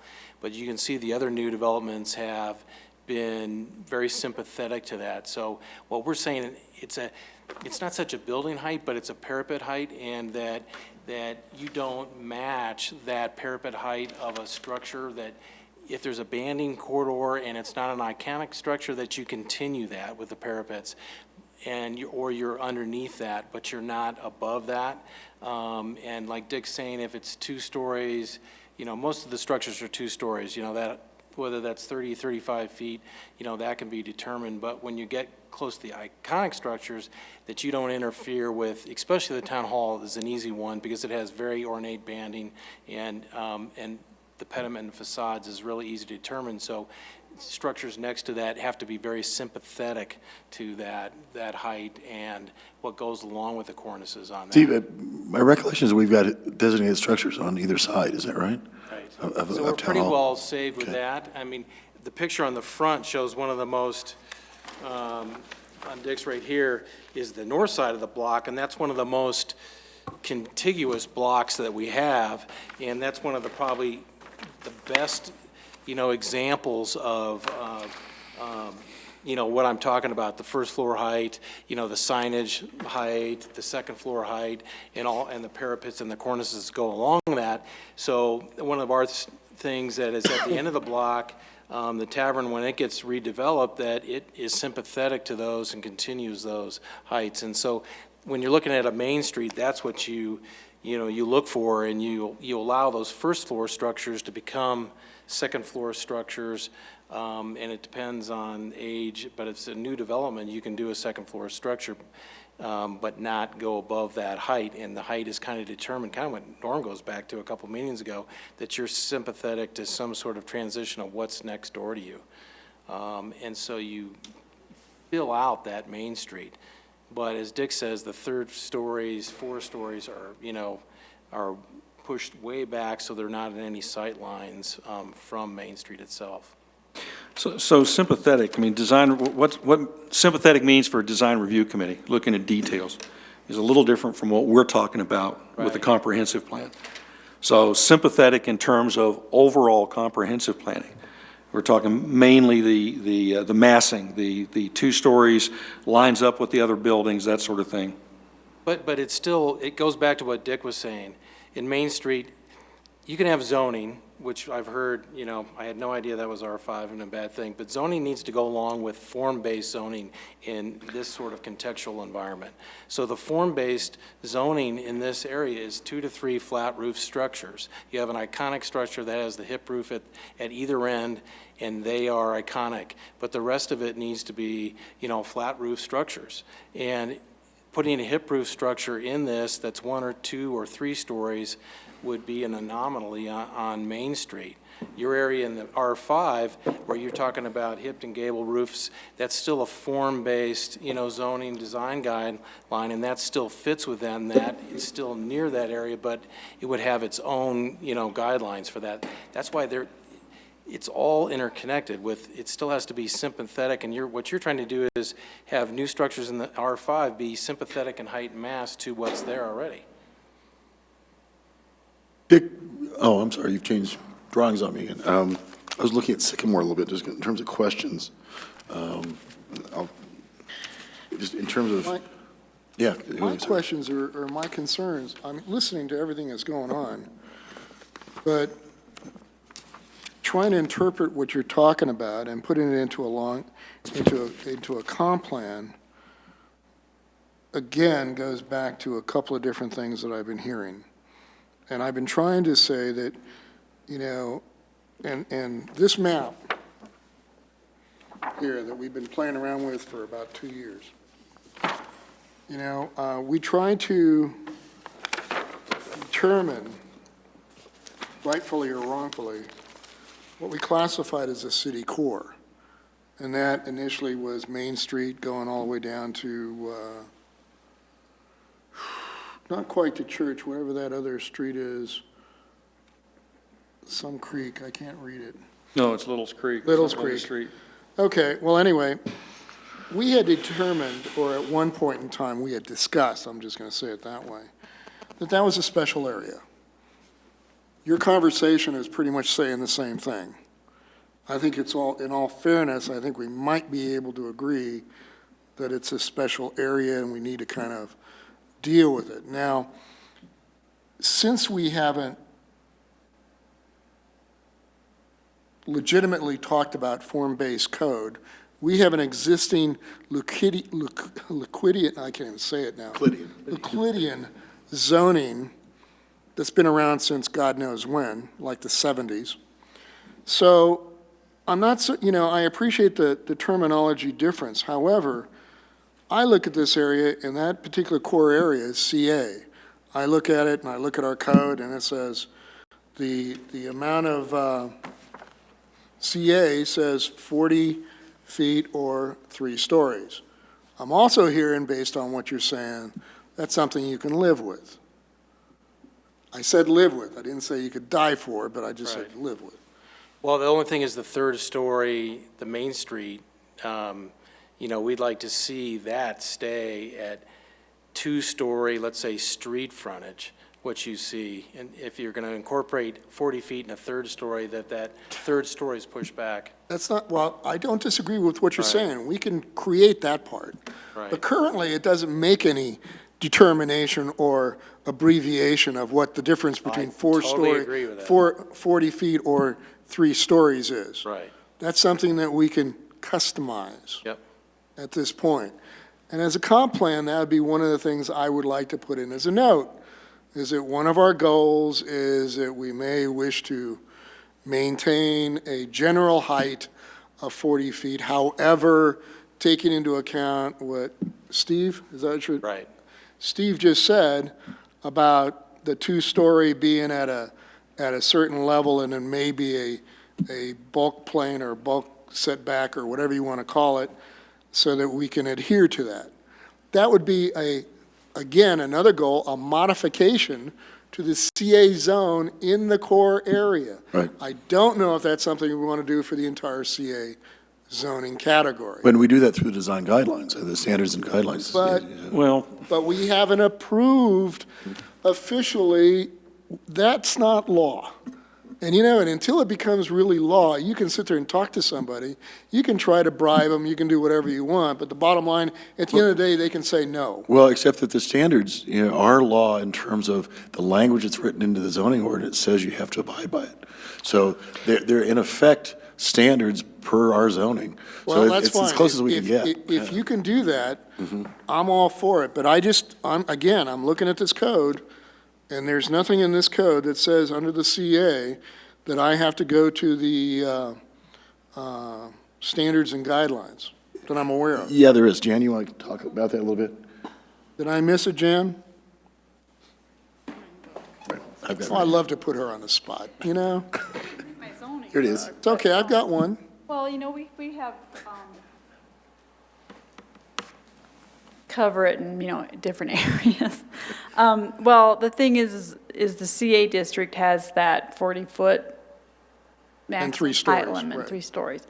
And in that area, that downtown area, you're in the TIS, which requires if you do a building addition of 500 square feet or more, you have to get a PD overlay approved by the planning commission. Or new construction. Yeah, or new construction, excuse me. And under the section in the chapter regarding PD overlays, that's where, when we did you guys adopted the downtown design guidelines, that section in the PD overlay part of chapter 9 got amended to add in a requirement that the proposal complies with the downtown design guide, or any design guidelines that are in effect, it says.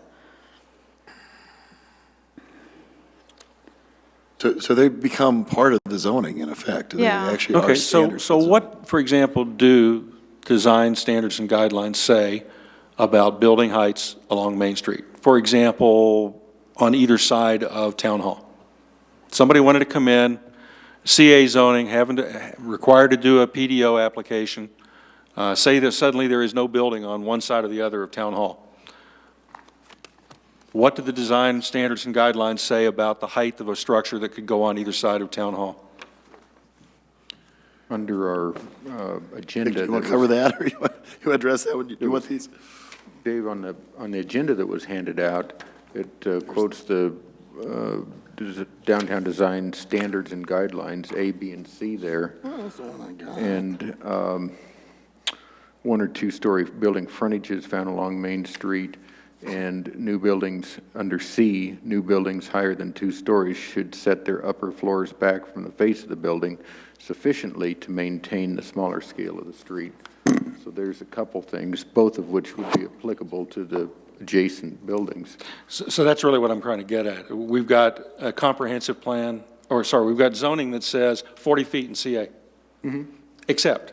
And comply with design Okay, well, but you guidelines. can't. That's my whole point. We've got zoning that says you can build 40 feet. We've got design standards and guidelines that says, no, you can't. One of the things we heard from public feedback was. Exclusive. One of the things we heard on public feedback was the convolutions that people have to go through to get plans considered and approved. And this would seem to be one of those little conflicts where on the face of it, in zoning, in CA, on Main Street, they could do a 40-foot building. And yeah, okay, they're going to go to 3 stories, they're going to try and match the banding, be sympathetic to structures. And I'm not trying to belittle that, I'm just trying to move past that. So the CA zoning says 40 feet, but then you go back into the PDO reference to design standards and guidelines, which say above 2 stories, it has to step back. So suddenly you're not allowing a 40-foot building on Main Street.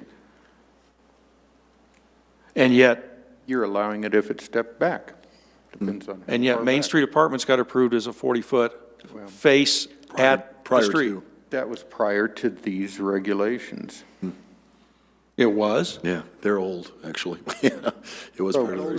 So when I mean, you- I thought I was old and I had this when- thing relatively. When you look back, trying to put them in context of what's been approved since doesn't get you anywhere. No, I'm just trying to be, I want to make sure that one of the things we come out of this comp plan process with is clarity. If we're going to say 40 feet, but we don't mean 40 feet, then let's clarify it, say it isn't 40 feet.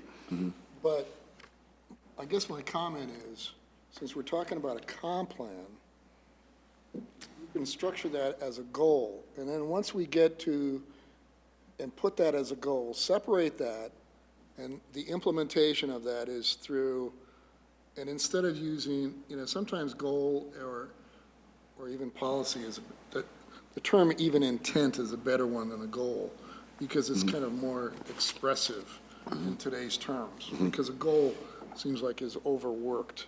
And anyway, that all being said, I'm still of the opinion that we really still need to talk about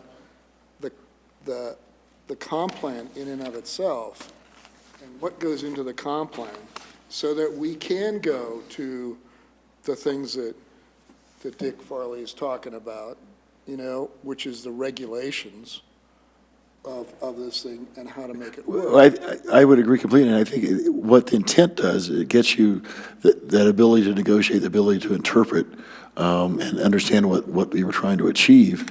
And I think if we have some general intent statements for what is our intent for Main Street, what's our intent for areas north and south of Main Street, is our intent to have more height in other areas?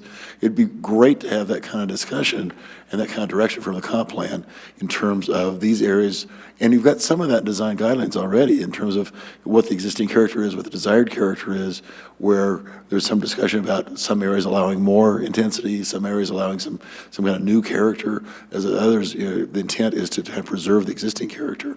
So some of that's already built in there, but I think that's the kind of thing that's very helpful to have in the comp plan. So, I guess it's difficult. I don't have an issue, for generally speaking, when we're talking about the central area that, for me, if you were to let me vote, I would say, I don't want to see it go any higher than 40 feet. I want to sit there and modify the CA so it reflects more of the downtown core and go along those lines. And I could vote on that very comfortably. and I think if we've got The comp plan. Sure. If we've got the comp plan, that we talk about that on Main Street, then it also affects the B2. And then we need to think, okay, how do we then solve that? And that is really not necessarily, that's not necessarily a comp plan, detail that we have to do. The fact we have to do that as part of the implementation. If the intent of the comp plan is to say we want that 40 feet with a step back at 2 stories along Main Street, then we have to come back later and say, okay, what do we do to the B2? Do we change the zoning? Do we do an overlay? What do we do? But for comp plan purposes, we're making that statement across the board without any reference to or vision of what zoning calls for, or what the design standards and guidelines call for. Those are the details that fulfill the goals of the comp plan. Right. And currently, a lot of those are in That's all I was place. trying to get at, is the comp plan needs to state what our intent is. And The rest of I it should be think we're consistent. getting, as much as I enjoy this conversation, and I'm not trying to say anything against it, because I think it's a valuable and it's going to be a well-heated conversation, but I don't want to mix up the detail from the comp plan. I think that we still have to, our job right now is to do the comp plan. My other job, if given the opportunity and time, I want to see a brand-new regulation. I want to see a brand-new subdivision regulation as well, zoning and stuff. I mean, I think, and I've said this many times, publicly and otherwise, we have a subdivision regulation that goes back to 1971. That's appalling in this day and age. Yeah, I would think what we we've. have a zoning code that yeah. goes back to Sure. 72. What I think we've got is with these drawings that Dick has done, is maybe this is a format for that intent statement for each of the streets or each of the districts. Amen. So go through it. If we look at Main Street, let's look at that and say, okay, given this existing character, given what we want to achieve, what's our intent for Main Street in terms of height? So, and I think this is a great way to look at it. I don't think we need to sit here and try to figure out what's happening on every corner. I mean, that's not, my comment is, I have a real personal issue. When I drive down Main Street every single time, the tallest building I want to see is that one as I'm coming down Littleton Boulevard, right beyond the courthouse. There's a building on the right-hand side. I don't even know what it is. But it has an atrium type of. That's Littletown. Is that Littletown? That's it. I don't want to see anything higher than that. To me, that's obnoxious enough. I mean, to be honest with you. I mean, that's my personal opinion. You know, I'll wrestle anybody that wants to try to wrestle against that, but anything higher than that, I think it's crazy. What about a lower limit? Huh? What about a lower limit, like say 30 to 35 feet? I don't care, but to me, that's the height. I mean, if we're going to maintain, I mean, I don't see, when I look around Denver and I look around all these other places, every now and then you get some place that's spiked.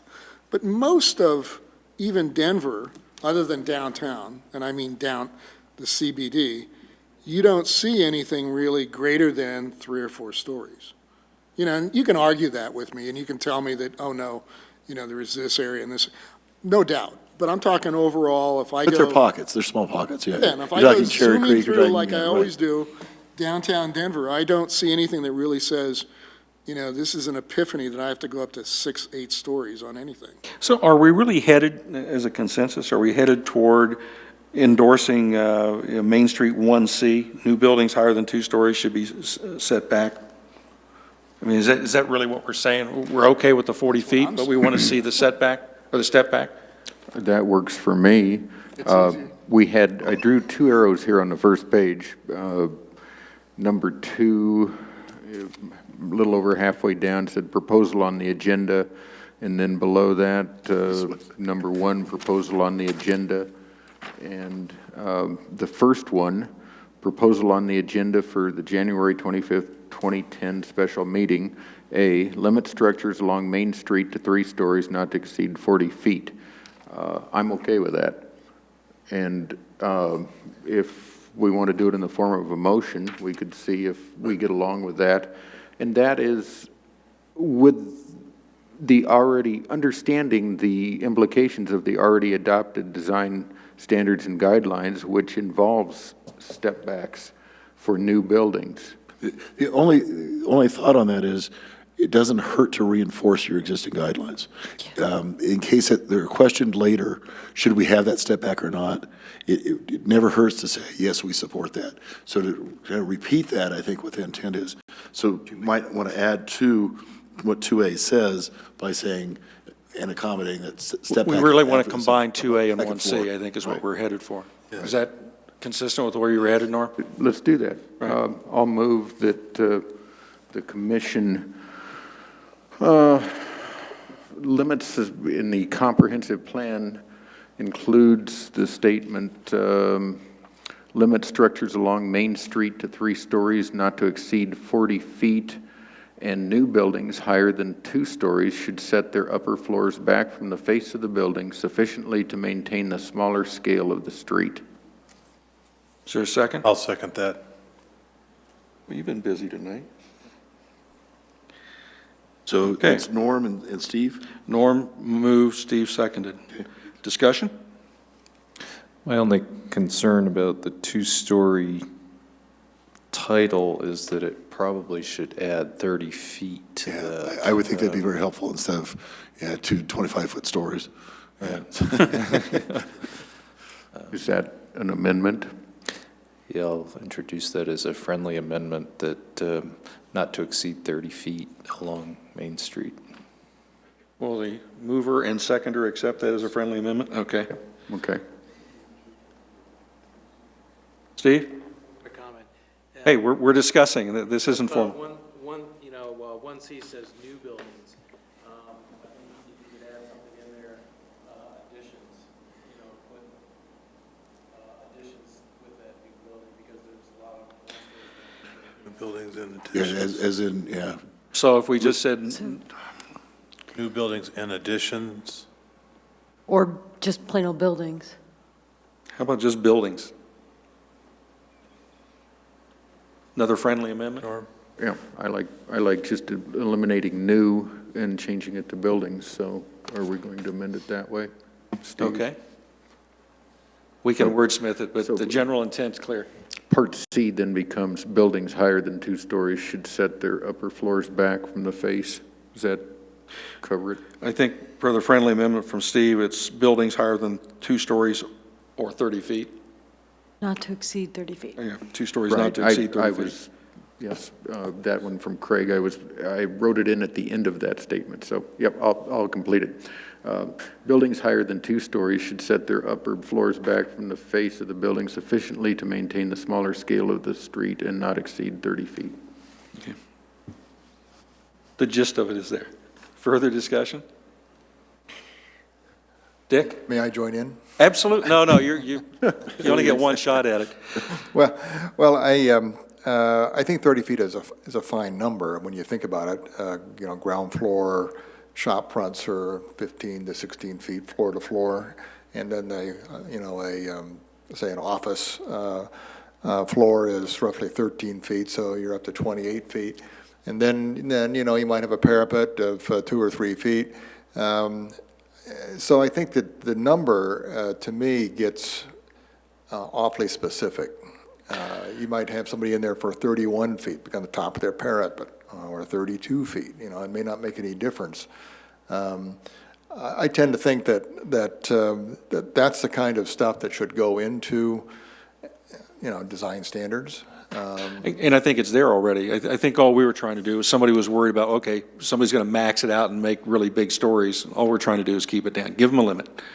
It's going to get cross-referenced in the design standards and guidelines anyway, but.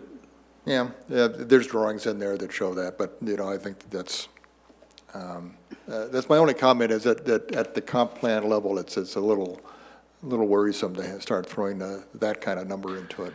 I think one of the lessons we've learned over the last 4 or 5 years is anytime there's ambiguity left, somebody's going to try and exploit it. All this is trying to do is set a limit.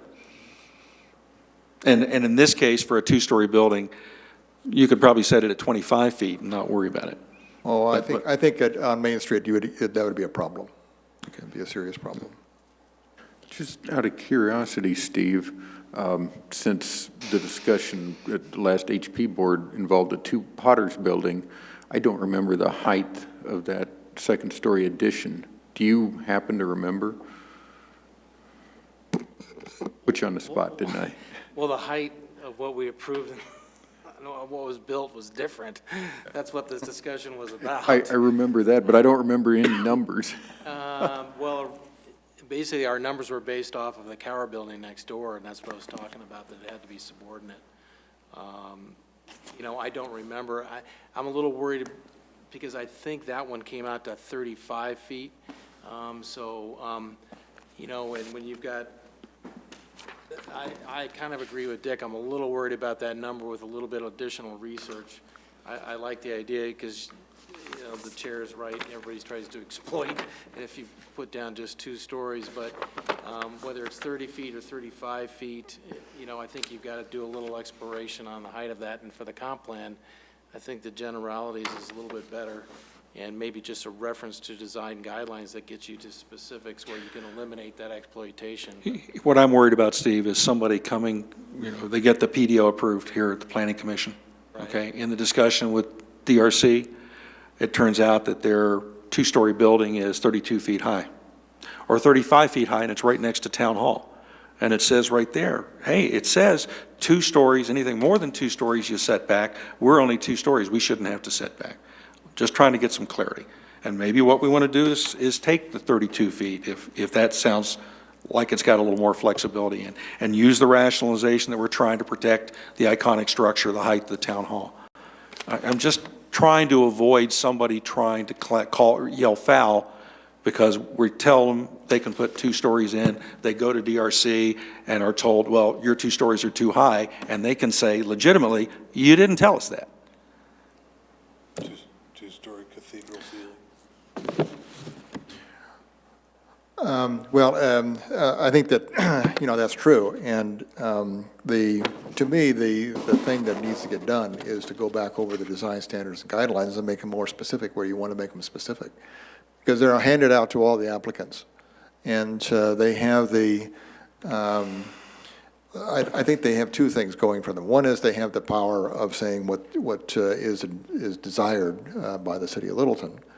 And the second thing is that they don't have to go back to you to be, or not to you, but you and the city council in order to get changed. If in fact 32 feet is, sort of okay, but not so, it doesn't work so well on certain parts of it, stuff like that. So I think that really the detail ought to be into the design standards and guidelines. Or then the only other option is to do form-based code, which means that you're taking the codes you've got and tearing them up, starting over again. All I'm trying to get to, Dick, is avoid a situation where somebody goes to DRC, says, I have a two-story building that's 32 feet high, and somebody in DRC decides that's not quite the way we'd want to see it. That's going to come across as arbitrary. And that's going to spread this concern that developers have, that you can't tell what Littleton's going to want us to do. There's nothing written down. We have no concrete guidelines. I'm just trying to avoid those gray areas where somebody's going to cry foul. I'd like to just say one thing. I think that I agree with Dick that we can't be too specific with the comp plan, but even the way that the motion is read here, that it says that buildings higher than 2 stories or 30 foot should set back their floor. So there's a should, not a shall there, that does allow some flexibility. There's a lot of other factors that go into it, how you measure the height of the building, whether it's the top of the parapet or the top of the roof, or where it is from the grade, how the building setbacks we didn't even get into. So how, the comp plan can only go so far. The design guidelines really have to establish most of those details. So I look at the 30 feet as being a goal, or, to be further determined by design guidelines. It's an intent. So if we get rid of the not to exceed and just do or 30 feet, will that get us to where we want? I think what we're hearing from Steve and Dick is you don't need the height, the foot height reference at all. 30 feet, 35, 32. Leave it at 2 stories. Trust the design review committee to look for something that's consistent, sympathetic, and appropriate, and 2 stories.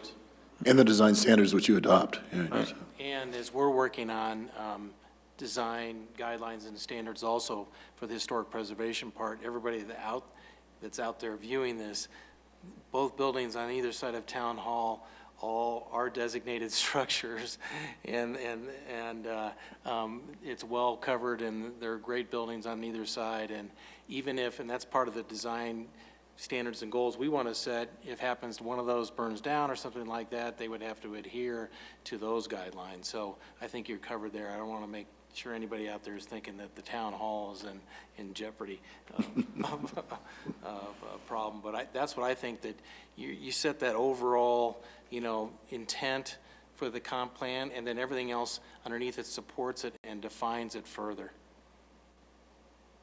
Okay, so basically you're both recommending forget the reference to a 30-foot or any other height limitations, just leave it as a reference to 2 stories? As part of the comp plan, yes. Right. Part of the comp. And then I think that the design standard guidelines have been in place for about 5 years, maybe even less than that, like 4 to 5 years. It's time to go back over them and make them tighter. And your guidance is key to that. And the standards that have that state the step backs and the height from where they're stepped back can all be much more numeric, and they could be so that developers can see ahead of time what they're expected to do. Okay, so what about Craig's question about the word should instead of shall? Are there conceivable circumstances, whether from HPB's viewpoint or from DRC's, that they'd consider a 3-story, no setback frontage along Main Street an acceptable and sympathetic development? Well, because if not, we should go back to the shall instead of should. Well, the standards that have the step back in the step back, the upper level step back in the guidelines do say shall. Okay. So there's 2 kinds of standard. There's a standard and a guideline. There's a standard that says shall, and there's a guideline that says should. And if we're trying for consistency between the 3 elements, comp plan, zoning, design review standards, and guidelines, then we ought to be consistent with the language as well. Although I think for comp plan, we will say should. That would be my thought, but I don't know. Dick, you more comfortable with shall in the comp plan? Well, I don't mind a shall in the comp plan if that's really where you're coming from. That then translates back into the design standards and guidelines. Which we can always tinker with, as you say, they're due for an update. So it goes back to my original question. Does the commission want our goal to be over 2 stories, it shall be set back or should be set back? Do we want to create flexibility, contemplating that somebody might come in with justification for a 3-story building, at which point it'll be up to DRC to determine whether in that particular circumstance it's appropriate, or HPB to weigh in as far as being next to a registered building? Where do we want to go? It does make a difference. I think we should be more definite, and use the shall. I'm okay with should, but I can live with shall. And at this point, have we agreed to remove the 30-foot, the numerical 30-foot out of that? Well, Steve, that was your friendly amendment. No, it's actually Oh, sorry, mine, it was yeah. yours, accepted by Norm and Steve? I would be okay with taking out the 30-foot. I would like to keep the word shall. Okay, let's stick with the friendly amendment on the 30-foot. Craig, are you okay with removing that? Moving it, yeah. So a friendly removal of a friendly amendment? Okay. Okay, now let's talk should or shall. Shall's Right now it okay. says should. We want to leave it that way, or somebody want to amend? I'm okay with shall. Shall set their upper floors back. Steve? We'll need an amendment to that Like the effect. shall. Okay. Let me reread. Limit structures, the proposal on the agenda is to, the motion is to limit structures along Main Street to 3 stories, not to exceed 40 feet. Buildings higher than 2 stories shall set their upper floors back from the face of the building sufficiently to maintain a smaller scale of the street. Okay. Exactly. As a friendly amendment, that's acceptable to the proposer and the seconder. Further discussion? Julio? I just have one question to throw out there, and maybe it's for Dennis or Jan.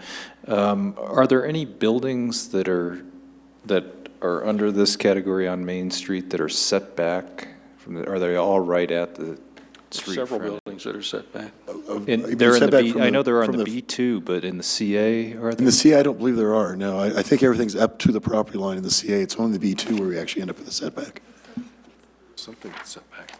No, on the second floor, but on the ground floor. You're talking about the ground floor, is that correct? Right. Right. Yeah, the ground floor, they're all up to the property line except in the B2. I could see how this, this amendment and this whole motion wouldn't really apply to something Right. that's already set back. Right. What about That's the a whole office different set of building? guidelines. What about the office building immediately west of Merle's? Isn't that in the CA zone? No. That's the one Oh, I that's was thinking B2. about. That's Is that B2. B2? Is it CA? Really? There's one little Oh, occlusion. yeah, Jan's right. I'm sorry, it is B, yeah, it is CA.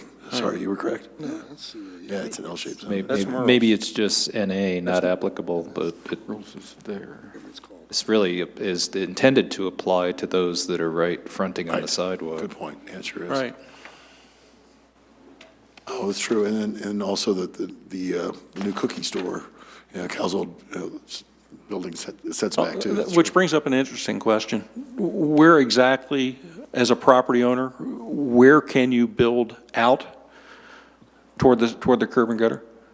I mean, what's the setback? What's the, is it right at the property line? There's no setback? It's no setback. It's zero setback. Okay, so the office building immediately west of Merle's could build out right to where their Absolutely. wall is in front of their parking lot. Design guidelines would support that, actually, encourage that.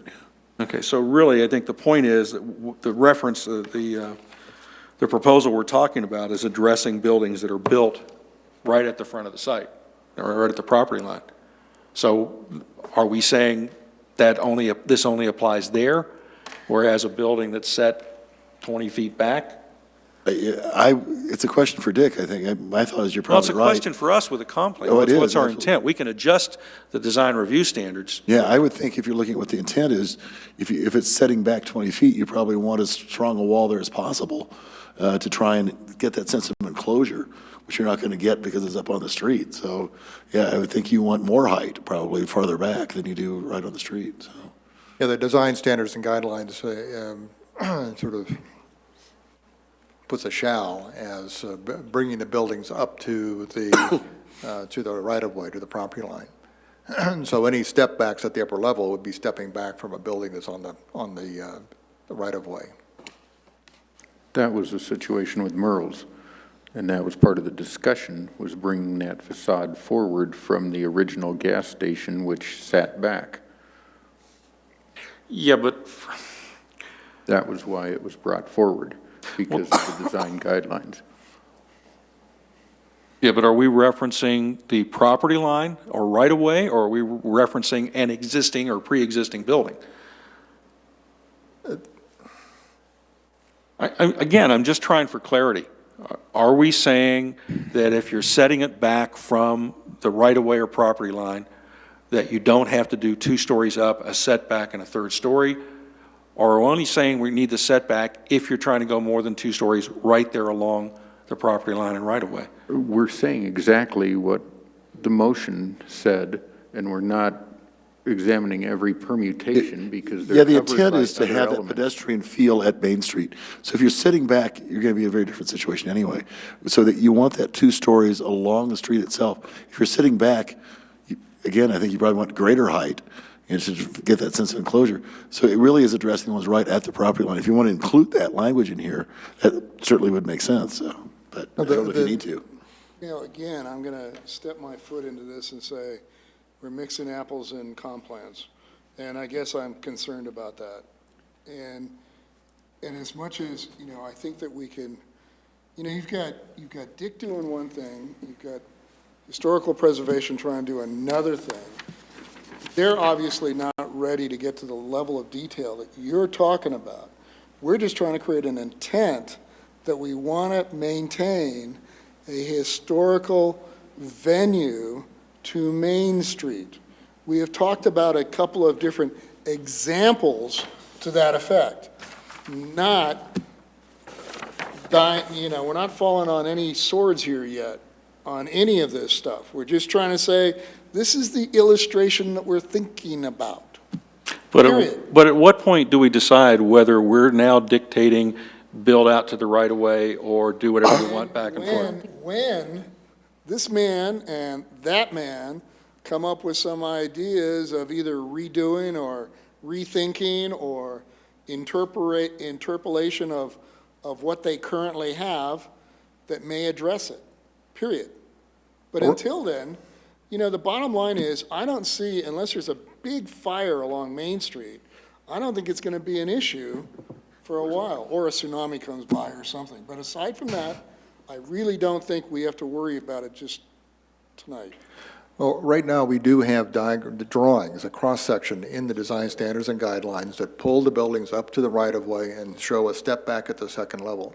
It's very clear in there, and, you know, we can continue to add to the detail of that, you know, put a height limit or a setback limit, but it's all about the setback from the right-of-way. It's not about, you know, the existing office building, which was an old... It's going to have to be where the right-of-way is versus the property line, where that ends. And theoretically, if all the surveyors did their job right, there is that differentiation. And if they didn't, we'll create an easement. But beyond that, I'm not going to worry about it yet. Okay, so essentially what we're saying is we leave it this way, we leave it generic, and we defer to the Design Review Committee to determine whether that applies to building fronts right on the right-of-way or setback down the road, or as well as whether those standards require that new buildings front on the right-of-way or not. That's something we can peruse that as much as we want, but it doesn't help the comp plan right now to get into it. I call the question. Okay, the motion on the table is to adopt as part of the comp plan for the central area. Limit structures along Main Street to 3 stories, not to exceed 40 feet. Buildings higher than 2 stories shall set their upper floors back from the face of the building sufficiently to maintain the smaller scale of the street. Betcha.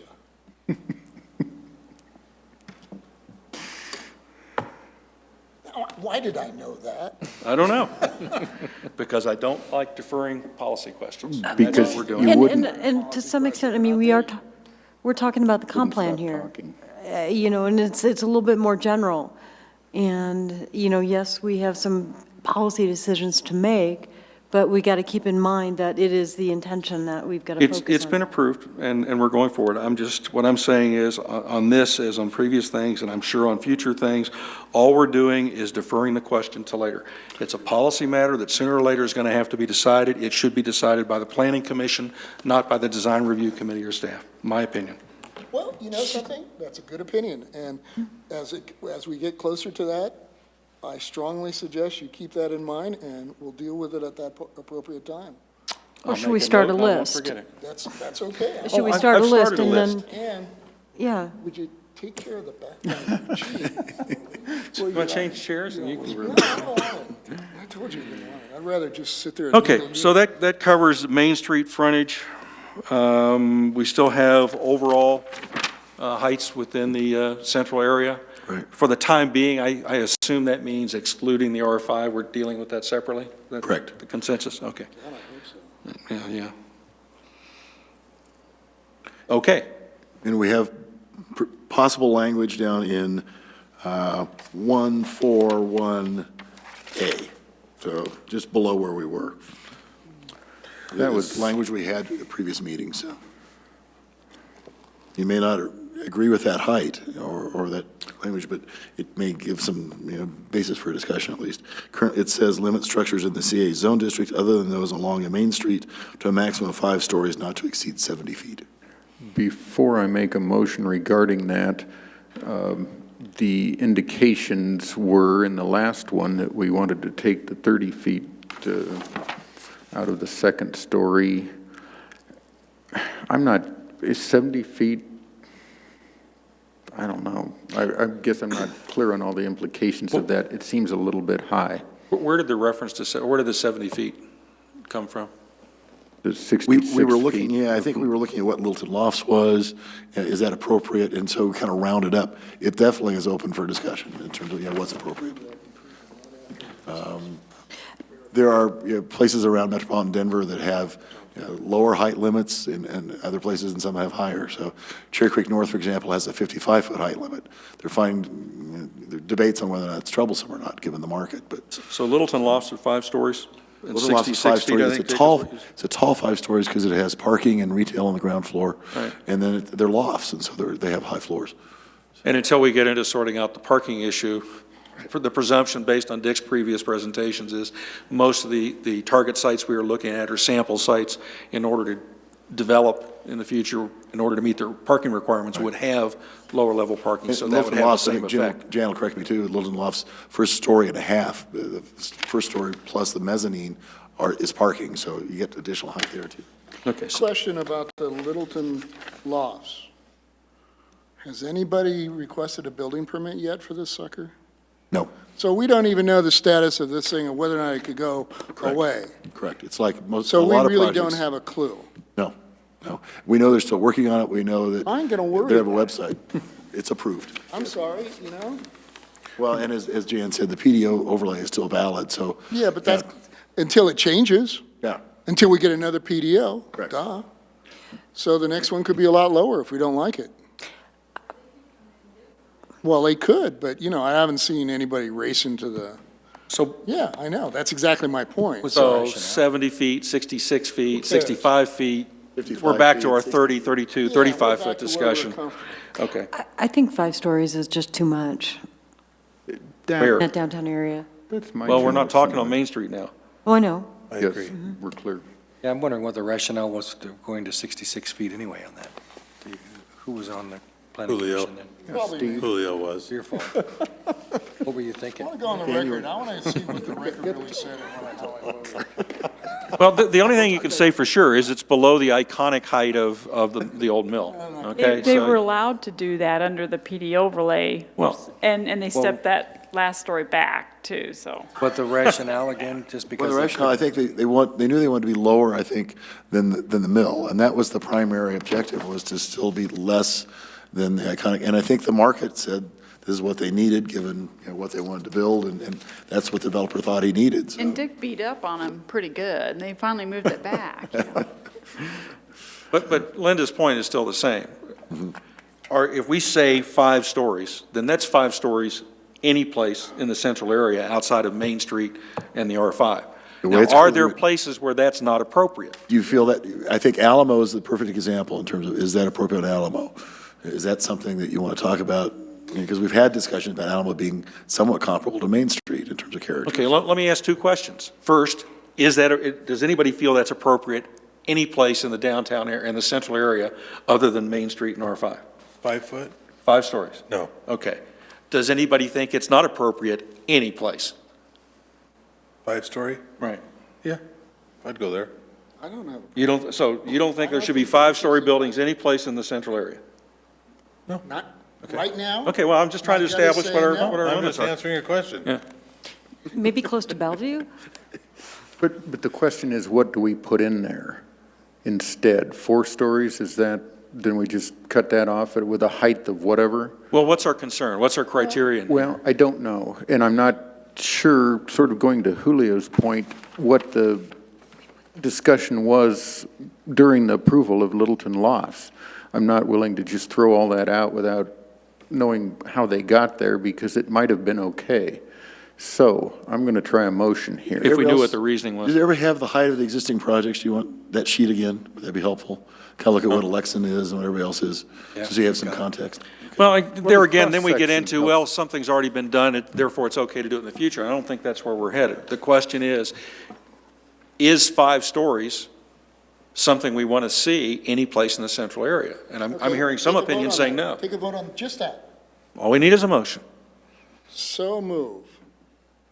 Second? So repeat the motion. What is please. actually What's the the motion? Motion is, are we comfortable with 5 stories anywhere in the, is that right, in the downtown central area? In the Central area. In area. the central area. That's it, yes or no? Are we ready? Can second it? Was there a second? Anybody second it? I will, just to get it out there. Good. Okay, so a yes vote would say, We want to see 5 stories. areas or details to be discovered, we're willing to consider 5-story buildings someplace in the central area. Acceptable? Yeah, go for it. Let's go. Okay. Call for the question, let's go. That's 4. Thank you. Okay. Okay. There you go. How's that for an answer? That was a quick decision we just made. Go home now? Who seconded that? disagreement, I guess. All in favor going home next. Okay. Next motion is our adjournment. Can I, I have a motion. I'm going to move that we continue this discussion about the limiting of the height of structures in the CA zone district, other than those along Main Street, and in short form, the second proposal on page 1, until our next meeting. And at that time, we consider 4 stories and height of those buildings. I second.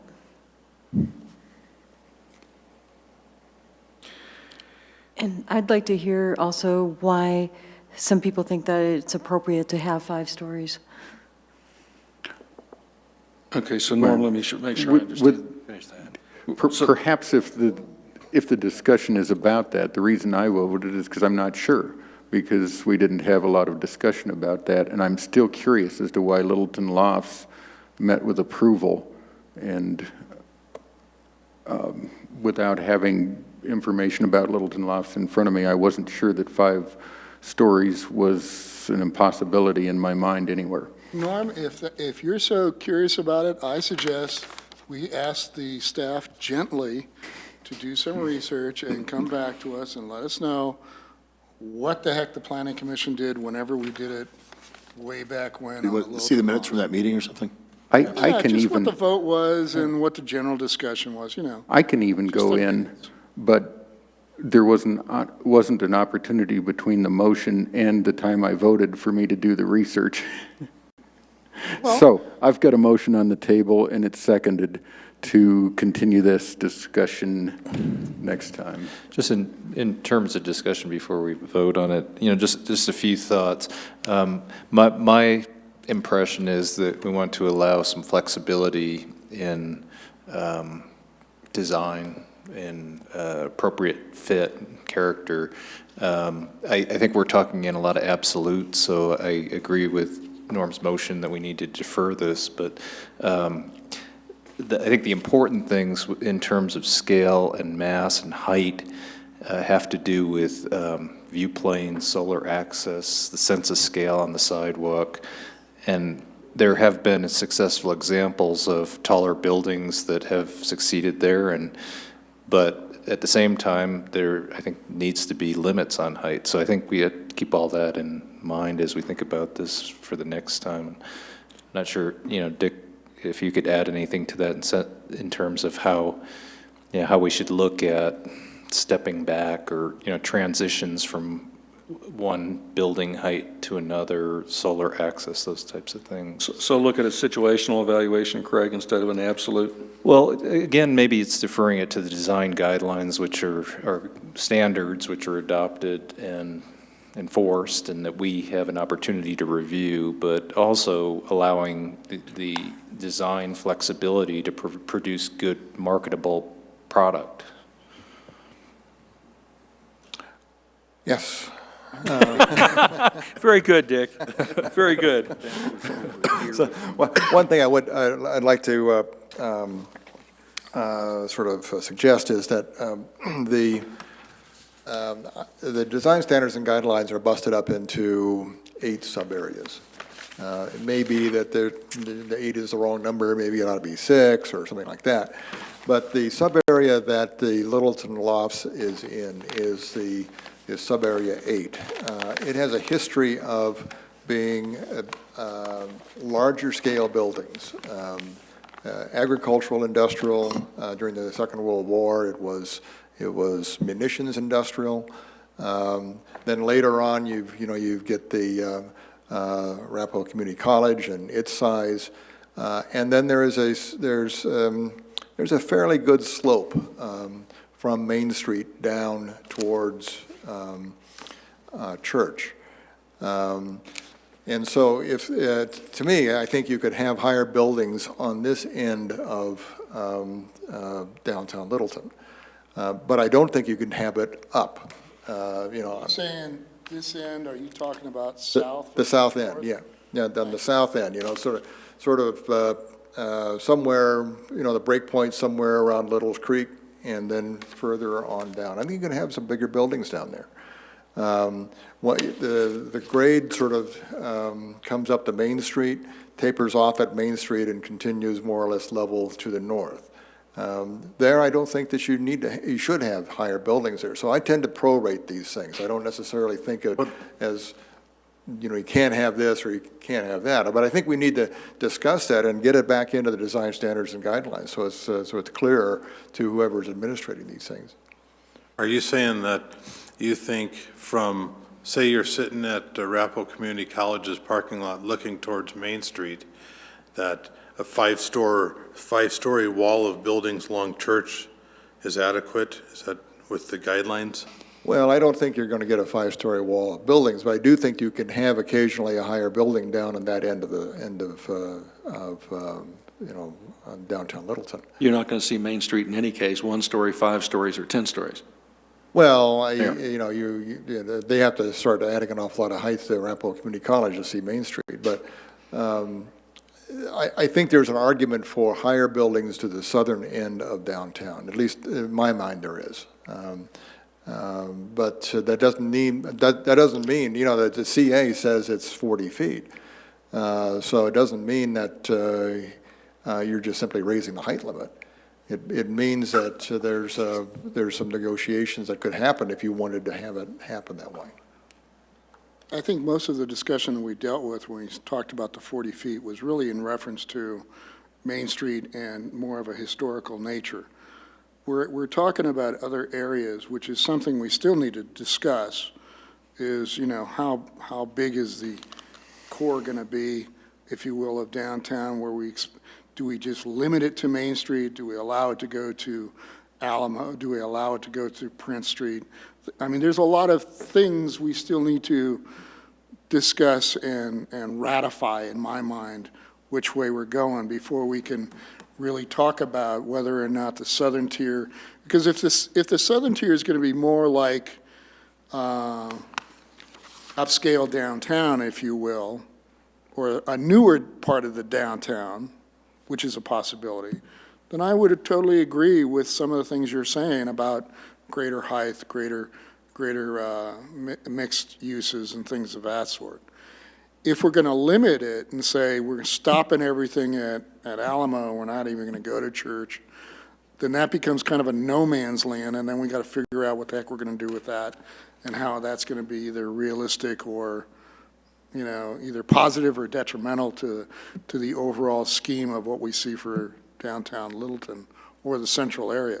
I think we have a lot to talk about yet, and I think that, you know, I think we're getting there, but I think that it's just, you know, we have a tendency of spending so much time on one area, you know, that we really got to look at this whole thing. And again, I still want to make the differentiation between comp planning and regulations and guidelines, et cetera. Well, there's a whole question, I think, in terms of stepping back, in terms of what kind of mix of uses, what kind of overall character, what kind of market do you want to try and create and respond to? So I think you're right, and I think Kurt can be helpful with that too, in terms of just, you know, what does this mean in terms of what downtown is? Is there a market for that or not, and is it appropriate? So, yeah. Or do we create it, or do we create the incentive for a market like that, even though we may not see one just yet?